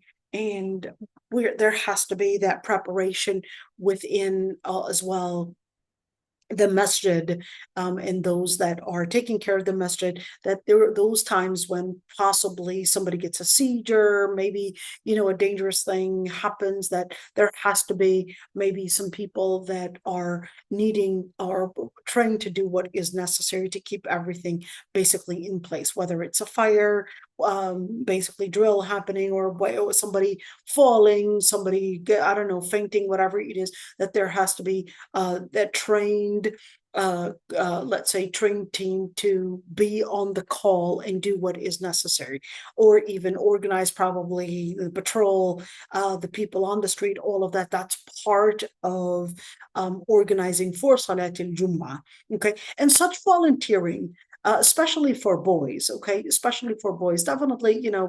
We don't need girls being on the street basically organizing cards. It's enough to have the boys do the job, because yes, although someone might call it traditional, but you know what? Yes, this is the Islamic tradition that women are not to be exposed. Women are not to be exposed, therefore it's not necessary and certainly to put women patrolling or women collecting the garbage off the street or all of that. That's not where women belong. Women don't belong in the streets, not collecting garbage, even if it's for volunteering or whether it's patrolling, whatever. They don't belong on the streets, okay? And yes, this, you can call it a culture. You can call it, it's basically inspired from the religion itself. It's inspired but from the religion. It's inspired from the Quran and Sunnah. Okay, let's see. Some people would, sometimes raise their voices saying, "A'udhu billahi minash shaitanir rajim," or making certain dhikr that basically is too loud. And in that situation, we would have to teach them the adab that, do it quietly and silently, not during, you don't want to teach them, you don't want to basically right now, do a lecture for them during the khutbah, okay? But that's basically after. And of course, Salatul Jumu'ah, Salat al-Jumu'ah is a separate faridah. It's a separate obligation. And therefore, it's, worthy of saying when we say that it's a separate obligation, we're actually talking about a prayer that on its own is not an alternative to doer. That doesn't mean you got to pray doer, but this basically tells you it has its own rulings. It has its own rulings. Umar ibn al-Khattab had said, Salatu safari rak'atan. Salatu safar, the prayer for a journey is 2 rak'ahs, and Salat al-Jumu'ati rak'atan. And the Friday prayer is 2 rak'ahs. And of course, Salatul Jum'ati 2 rak'ahs, and the Eid prayer is 2 rak'ahs. And he said, Tamamun ghayra qasrin ala lisan nabiyikum. That's basically they're complete and not shortened as to what the Prophet ﷺ had said. In other words, this is basically not necessarily a duhr prayer, but this on its own is a separate obligation with its own rulings, and it certainly is better than even duhr prayer, because the Prophet ﷺ had considered that leaving that Salat al-Jumu'ah for those that are obligated to pray Salat al-Jumu'ah, if they were to leave it, then they would be held accountable. Okay, there are certain conditions for Salat al-Jumu'ah, and certainly it's not like the conditions for Salat al-Duhr. In fact, praying Salat al-Duhr is not for those that are obligated to pray Salat al-Jumu'ah. Okay, Salat al-Duhr does not make up for it, because Salat al-Jumu'ah in itself is obligatory upon every individual that is Muslim, that is a male, that is free, meaning not in slavery, and that is accountable and basically living and as a resident. Let's do it again. So who are the people that are obligated to basically pray Salat al-Jumu'ah? Okay, and let's look at that one. The ones that are obligated to pray Salat al-Jumu'ah are, let's see, I'm going to show it to you right there. I hope I can find it. Okay, for any Muslim, okay, it's obligatory on, at least I have the Arabic part of it, and sometimes it's like, okay, let's see, upon is an individual duty-free for every, legally, here we go, competent, free, any resident male Muslim. Okay, this is, did they actually include everything? Let's see, said fard ayn ala kull Muslim, individual duty. Okay, fair enough. I guess fard ayn want to translate that. What? Every legally competent. So he put mukallaf first, and then ala kulli Muslim. He didn't say Muslim? Oh, yes, he did. Muslim, right there. And then dhakar, male, and hur, free, meaning not in slavery, and mustawtin, resident. Okay, so he included everything. Why did he say legally competent? Legally competent mukallaf? Okay. All right, if you want to translate it that way. Let me just explain mukallaf and what that means. Because legally competent is, I would say, is not really giving it what it really means. Mukallaf is not legally competent. Legally competent can mean something that relates to law, but certainly the translator knows that this isn't talking about anything that relates to law and anything legal matters. But here, mukallaf actually means 1, reach the age of puberty, 2, okay, a person that is sane. In other words, they're able to understand, they're able to comprehend, they're able to apply. That's what mukallaf means, okay? Al-mukallaf is a person that reached the age of puberty and a person that is basically mentally sane, okay? That's al-mukallaf, and that's what he means by legally competent, even though definitely, you can tell me if you think legally competent, if that's what you understood with mukallaf, but no, mukallaf has a completely different meaning. Okay, let's see. It was narrated in this hadith, marfu'an. When you say marfu', how did you translate marfu'a? With this chain of transmitters on the authority of Tariq ibn Shihab. Chain of transmitters. So when you say marfu'a, that would actually mean it traces back to the Prophet ﷺ.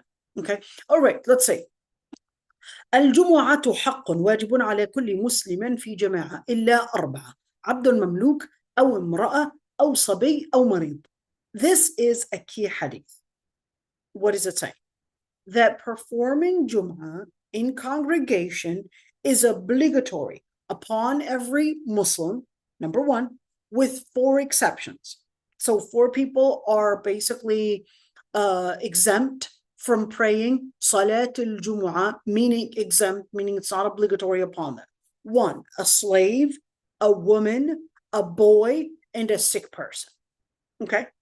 Okay, when we say a slave, we're speaking about basically a person that is not free when slavery was there.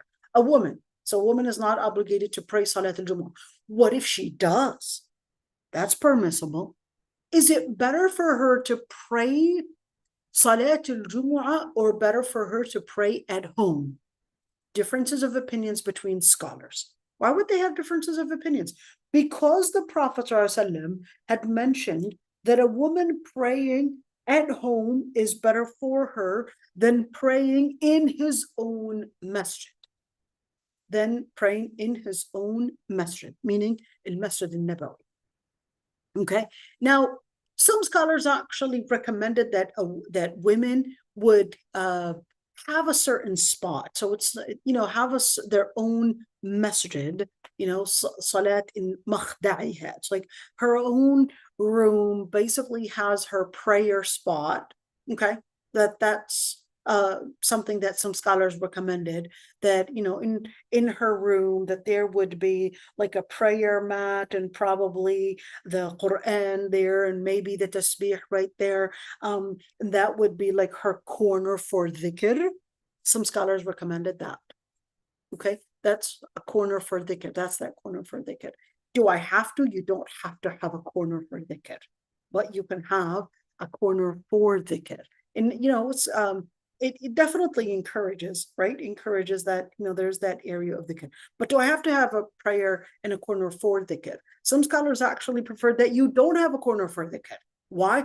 They prefer that you would pray in each and every single corner in your house. Why? Because each and every single corner would witness on Judgment Day that you had prayed in that corner, in that room, and that you would bring a blessing to that every single corner in your house. So it's quite interesting, you could see that debate right there. Okay, but can a woman actually pray Salat al-Jumu'ah? The answer is absolutely. No differences of opinions between scholars that a woman may pray Salat al-Jumu'ah. What if she had her period? Can she attend the masjid if she had her period? Differences of opinions between scholars. We're going to make the story short, okay? Differences of opinions between scholars on whether she can attend even though she had her period. Why would they have differences of opinions? So number 1 is that the Prophet ﷺ had basically mentioned in a hadith that this masjid, he does not permit it to a person that is in a state of janaba or a woman that is on her period.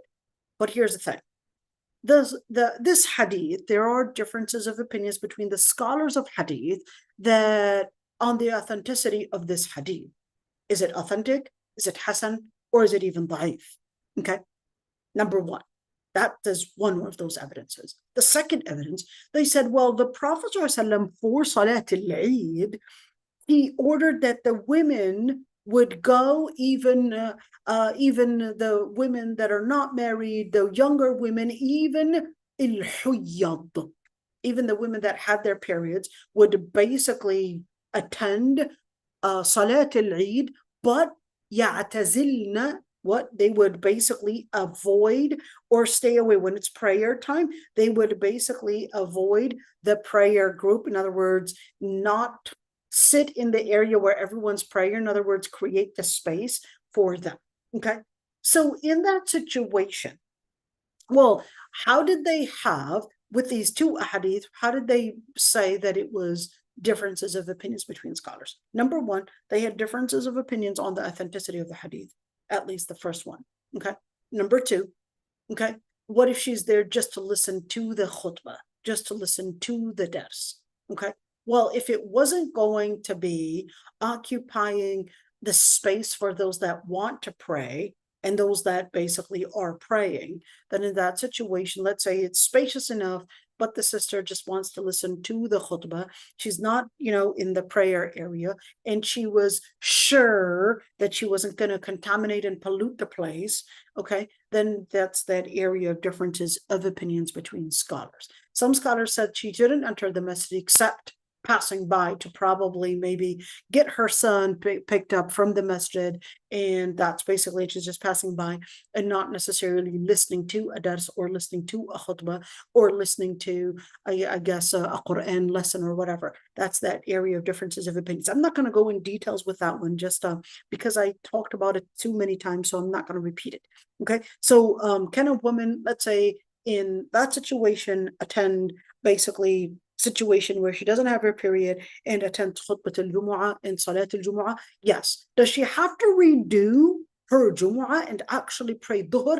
The answer is no. What about a sabi? What about a child? It said that a child is not. What is a sabi anyways? How much is a boy? What is a boy? And in Islam, if a girl or a boy shows signs of puberty, what are the signs of puberty? There are 5 different stages for the signs of puberty. The earliest sign is not visual to you and I. It basically is just different hormones already developing really fast, basically transforming and developing this young child from being a child to being a man. Okay. In the earliest stage, you don't see the changes because they're not yet visual to you or visible to you. In the second stage, you might see some hair basically going in different parts of the body. Let's use that word at least. Okay. Number 3, for girls, basically developing, let's say, milk glands, and for the boys, basically the different changes on their body.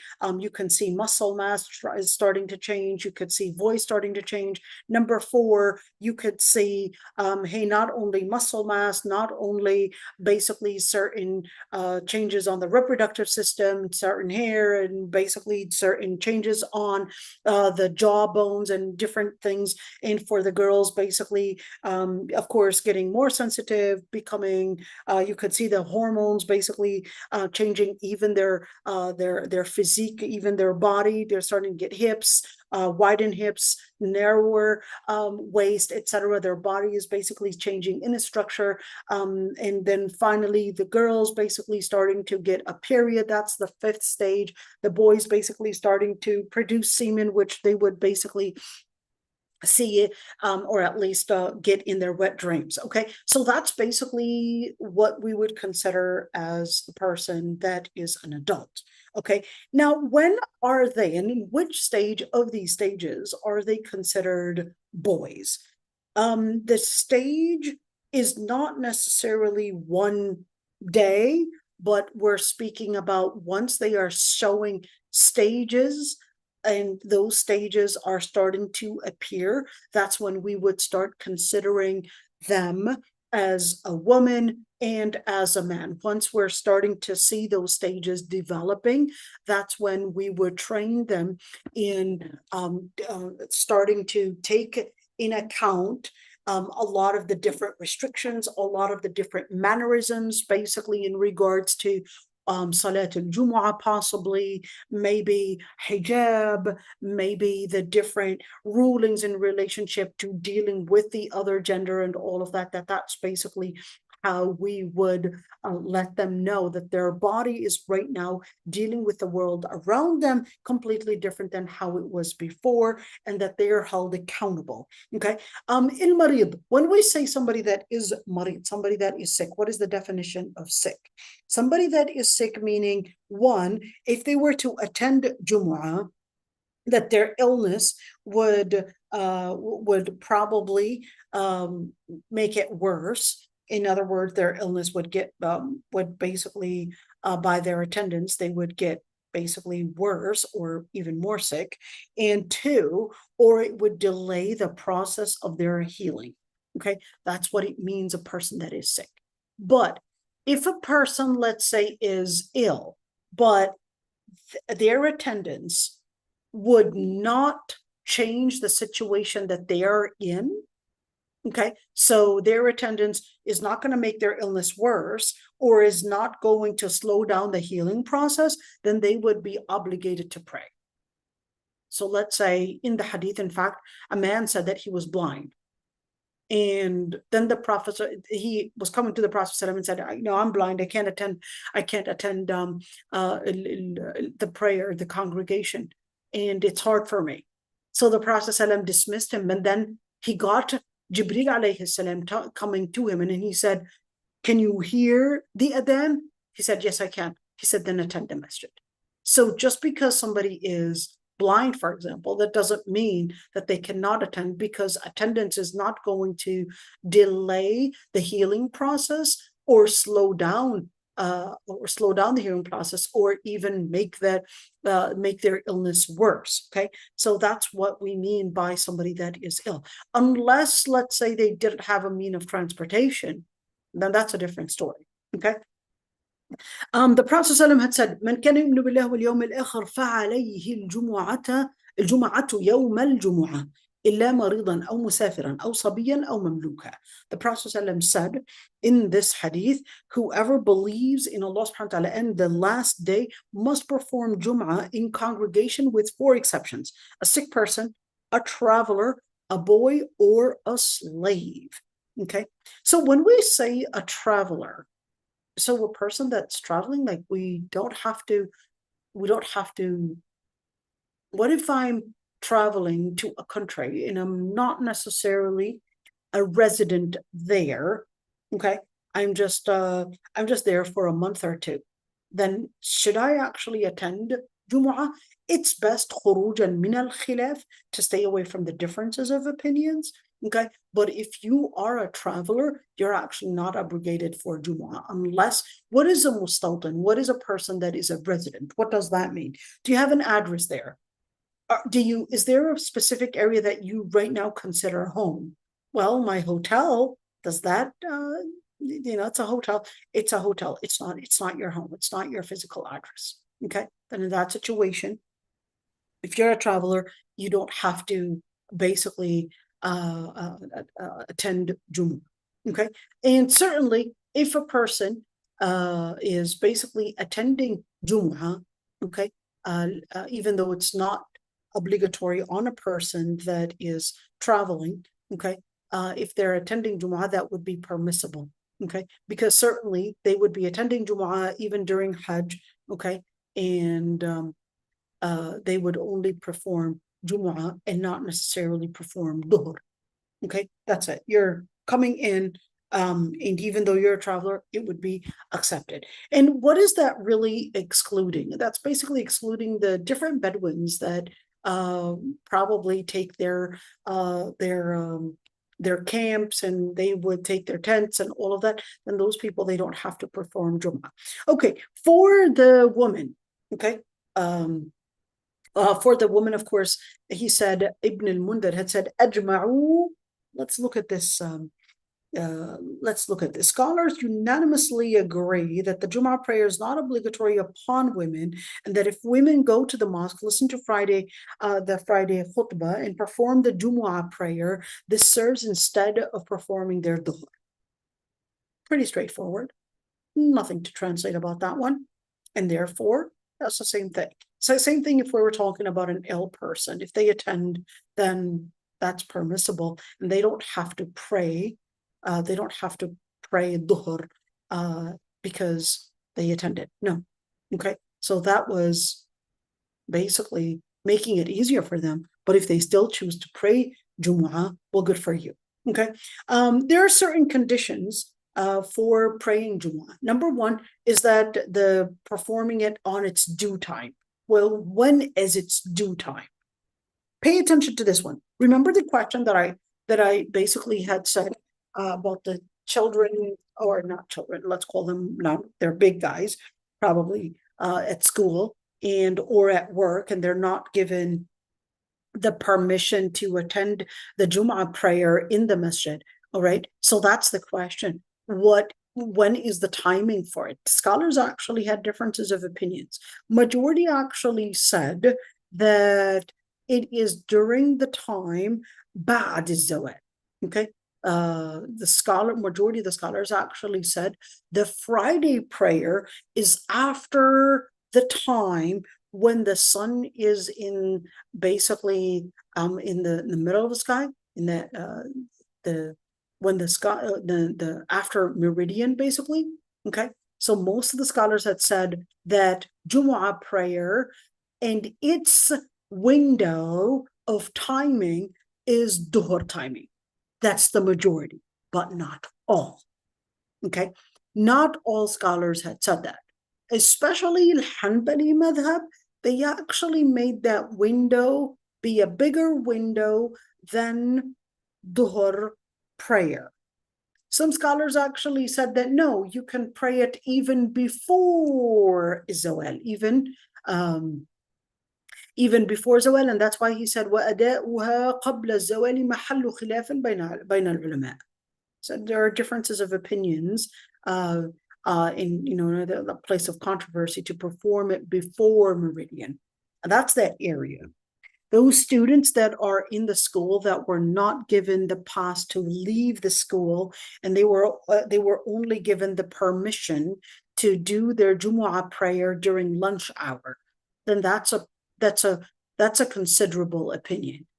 They would be basically needing to advocate for themselves, okay, at school, and use that time, the lunch hour, basically, to perform Jumu'ah prayer. That's a whole half an hour. Nope, I will gonna say that it doesn't have to be a whole half an hour. Jumu'ah prayer, it basically is, something that you could do within basically a place. It doesn't have to be a masjid. It can be maybe the cafeteria, it can be maybe the library, it can be maybe a certain room that we might basically get the permission to perform our salah in it. That's permissible too. It doesn't have to be in the masjid. Okay, and whoever basically follows along, and even if they were to make it with one rak'ah, but that's that point right there. Okay, we're going to see that it doesn't have to be a long ceremony. It doesn't have to be a long khutbah.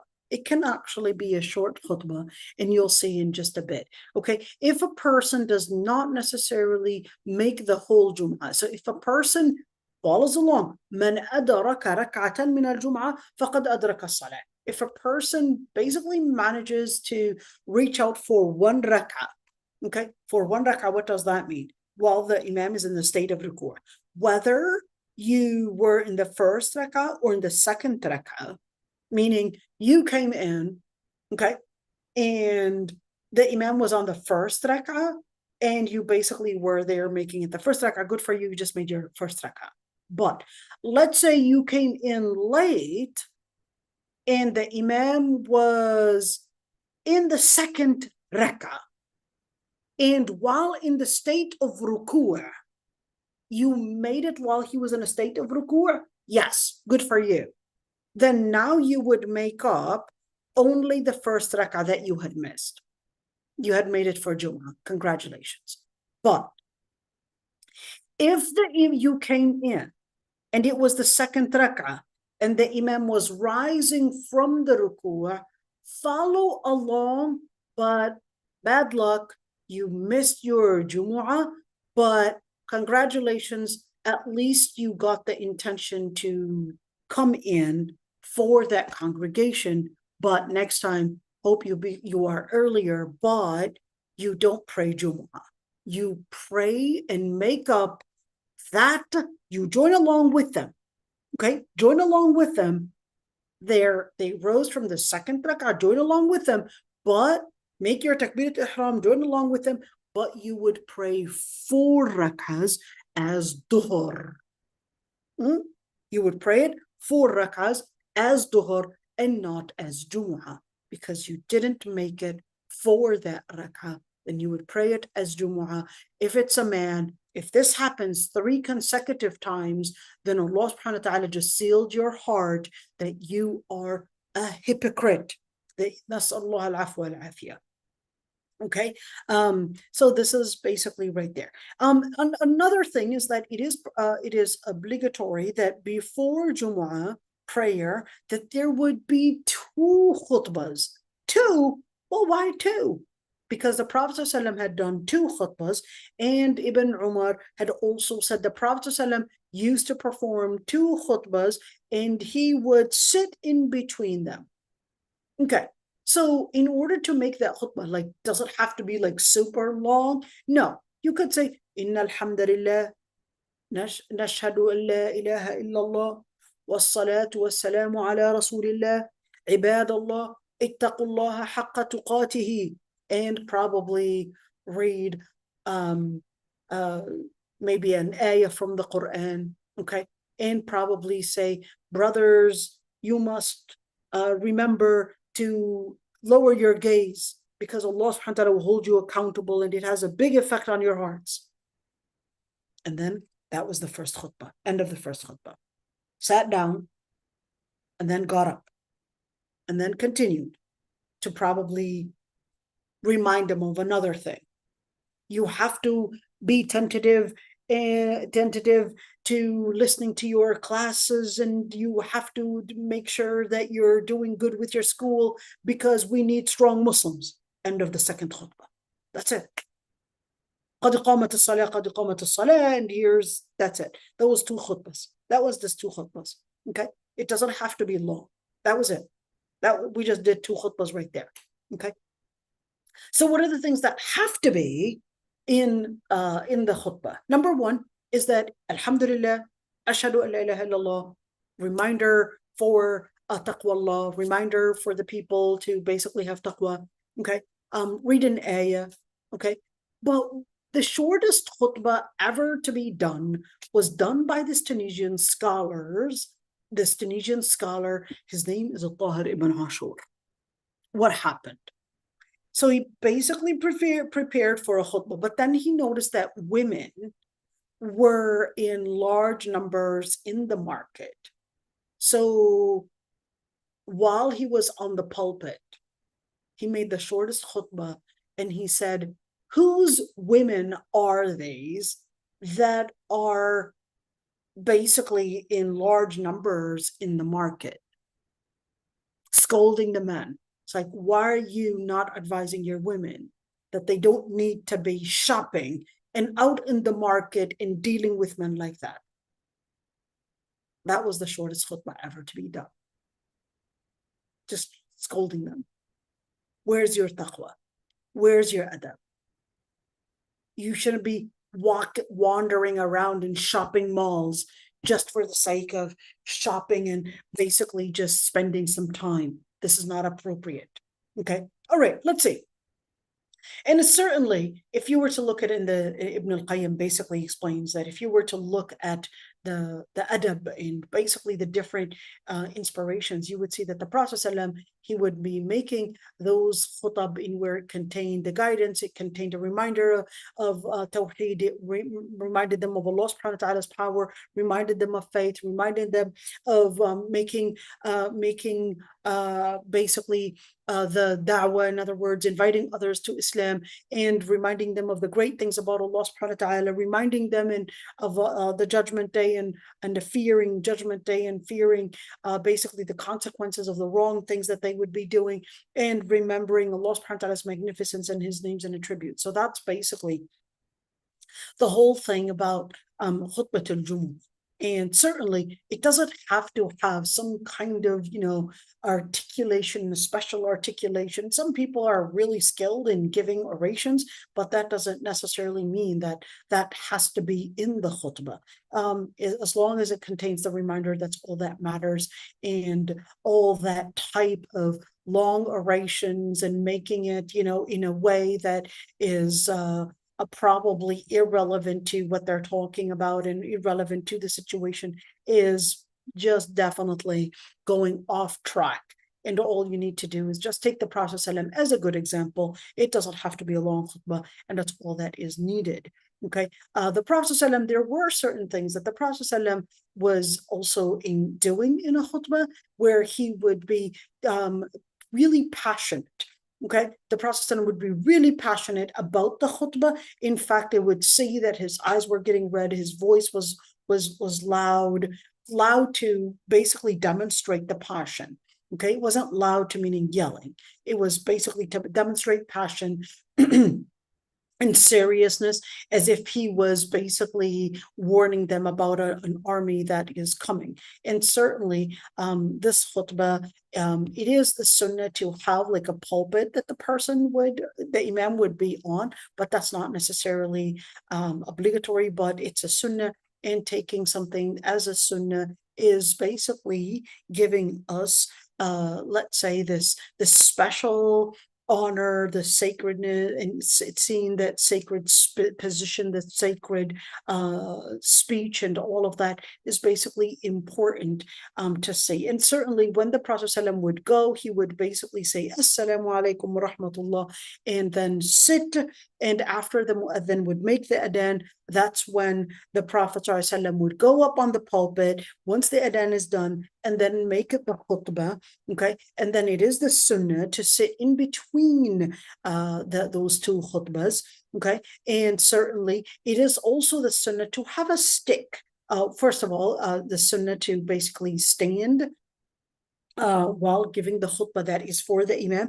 And it is also the sunnah to have a stick, and kind of like showing power, showing that, and certainly face the people while you're giving that khutbah. And that's basically what we should be considering. It is the sunnah to make it short and not necessarily make it long, because you don't want them to get bored. And certainly that is part mi'innatun min fiqhi. Making longer salah and a shorter khutbah is basically a sign of a person basically having the fiqh. And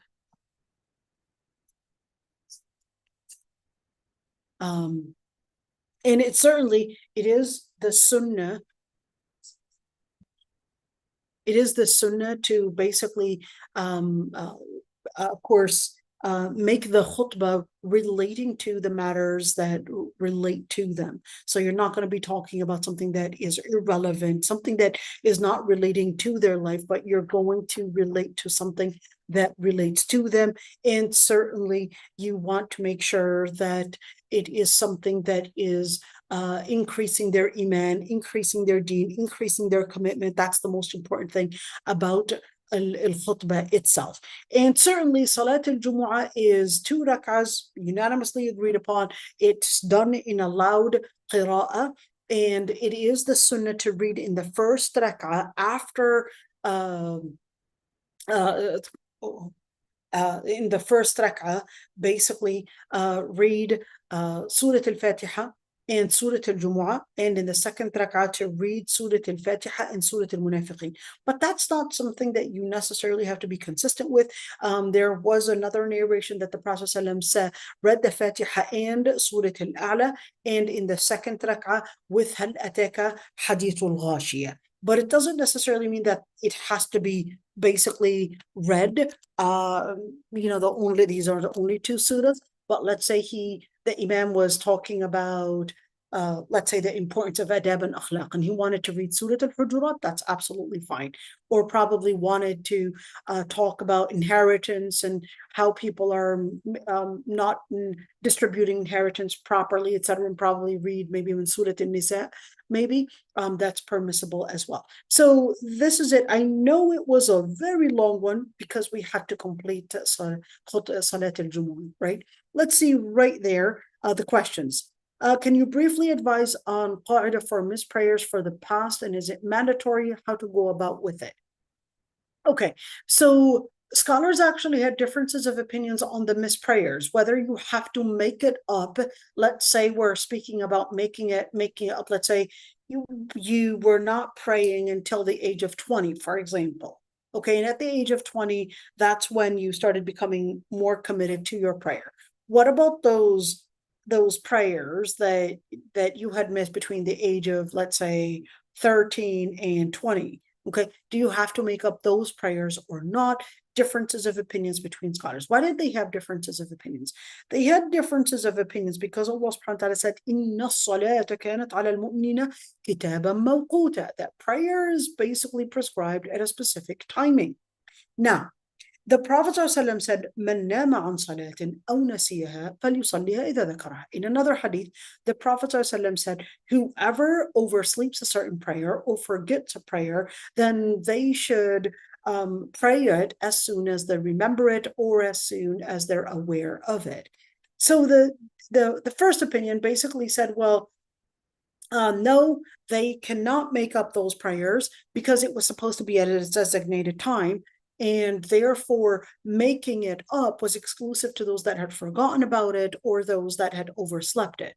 But a person that is deliberately not praying and deliberately leaving out prayer, then that person would not be given the permission to make up the prayer. That's the first opinion. The second opinion said, no, if a person forgets, and a person that oversleeps a prayer, that doesn't make it exclusive to only these two reasons, but the Prophet ﷺ is giving us that area to teach us that we would have to make it up, whether the person had forgotten about it, literally forgotten about it, or whether the person dismissed it or disregarded it, and in other words, didn't take it seriously, that they would be still ordered to make it up. What is the preponderant? Wallahu a'lam.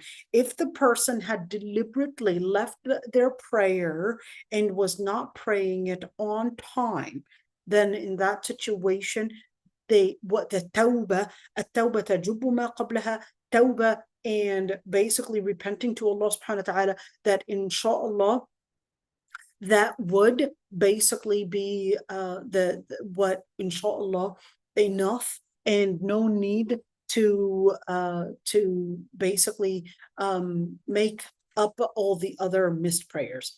Okay, let's see. Why don't they give reminders after a funeral prayer?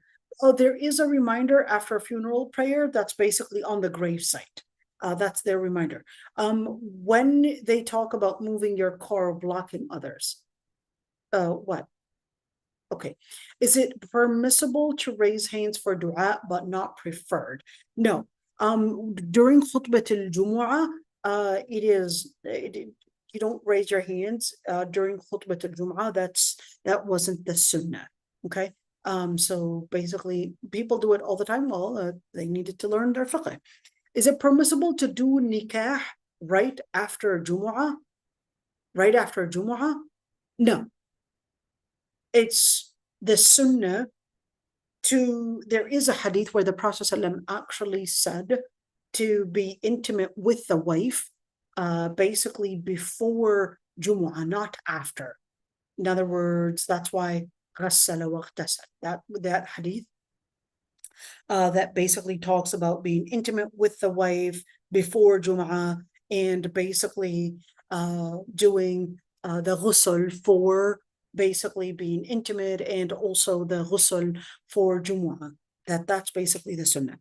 Okay, I find it distracting as they prepare the food, overcrowding the masjid. Oh, well, they definitely should not be doing anything that is distracting the attendees. In the haram, she said, in the haramain, the khutbah is available online with translation. Is it okay to listen to this during the khutbah? It would require being on the phone. So no, if you are present in khutbatul Jum'a, then you're going to be listening to the imam that is your local imam and not the imam that's probably live on YouTube. Okay, you're going to listen to the khutbah that is live and that you are basically in the premise of. Okay, so this is it. Subhanakallah wa bihamdik, nastaghfiruka wa natubu ilayk, nashhadu an la ilaha illa ant. I know that was a really, really long one. Okay, so if there are any questions, inshallah, we'd be capable of answering them. I know that was everything about Salat al-Jumu'ah. Congratulations, everybody. You had mastered all the different ahkam of Salat al-Jumu'ah. Nobody wants to unmute themselves? All right. وإياكم حبيبتي. And inshallah, if there are any questions, I'd be happy to answer them, whether you chose to unmute yourselves or whether you wanted to wait. We'll stop right here.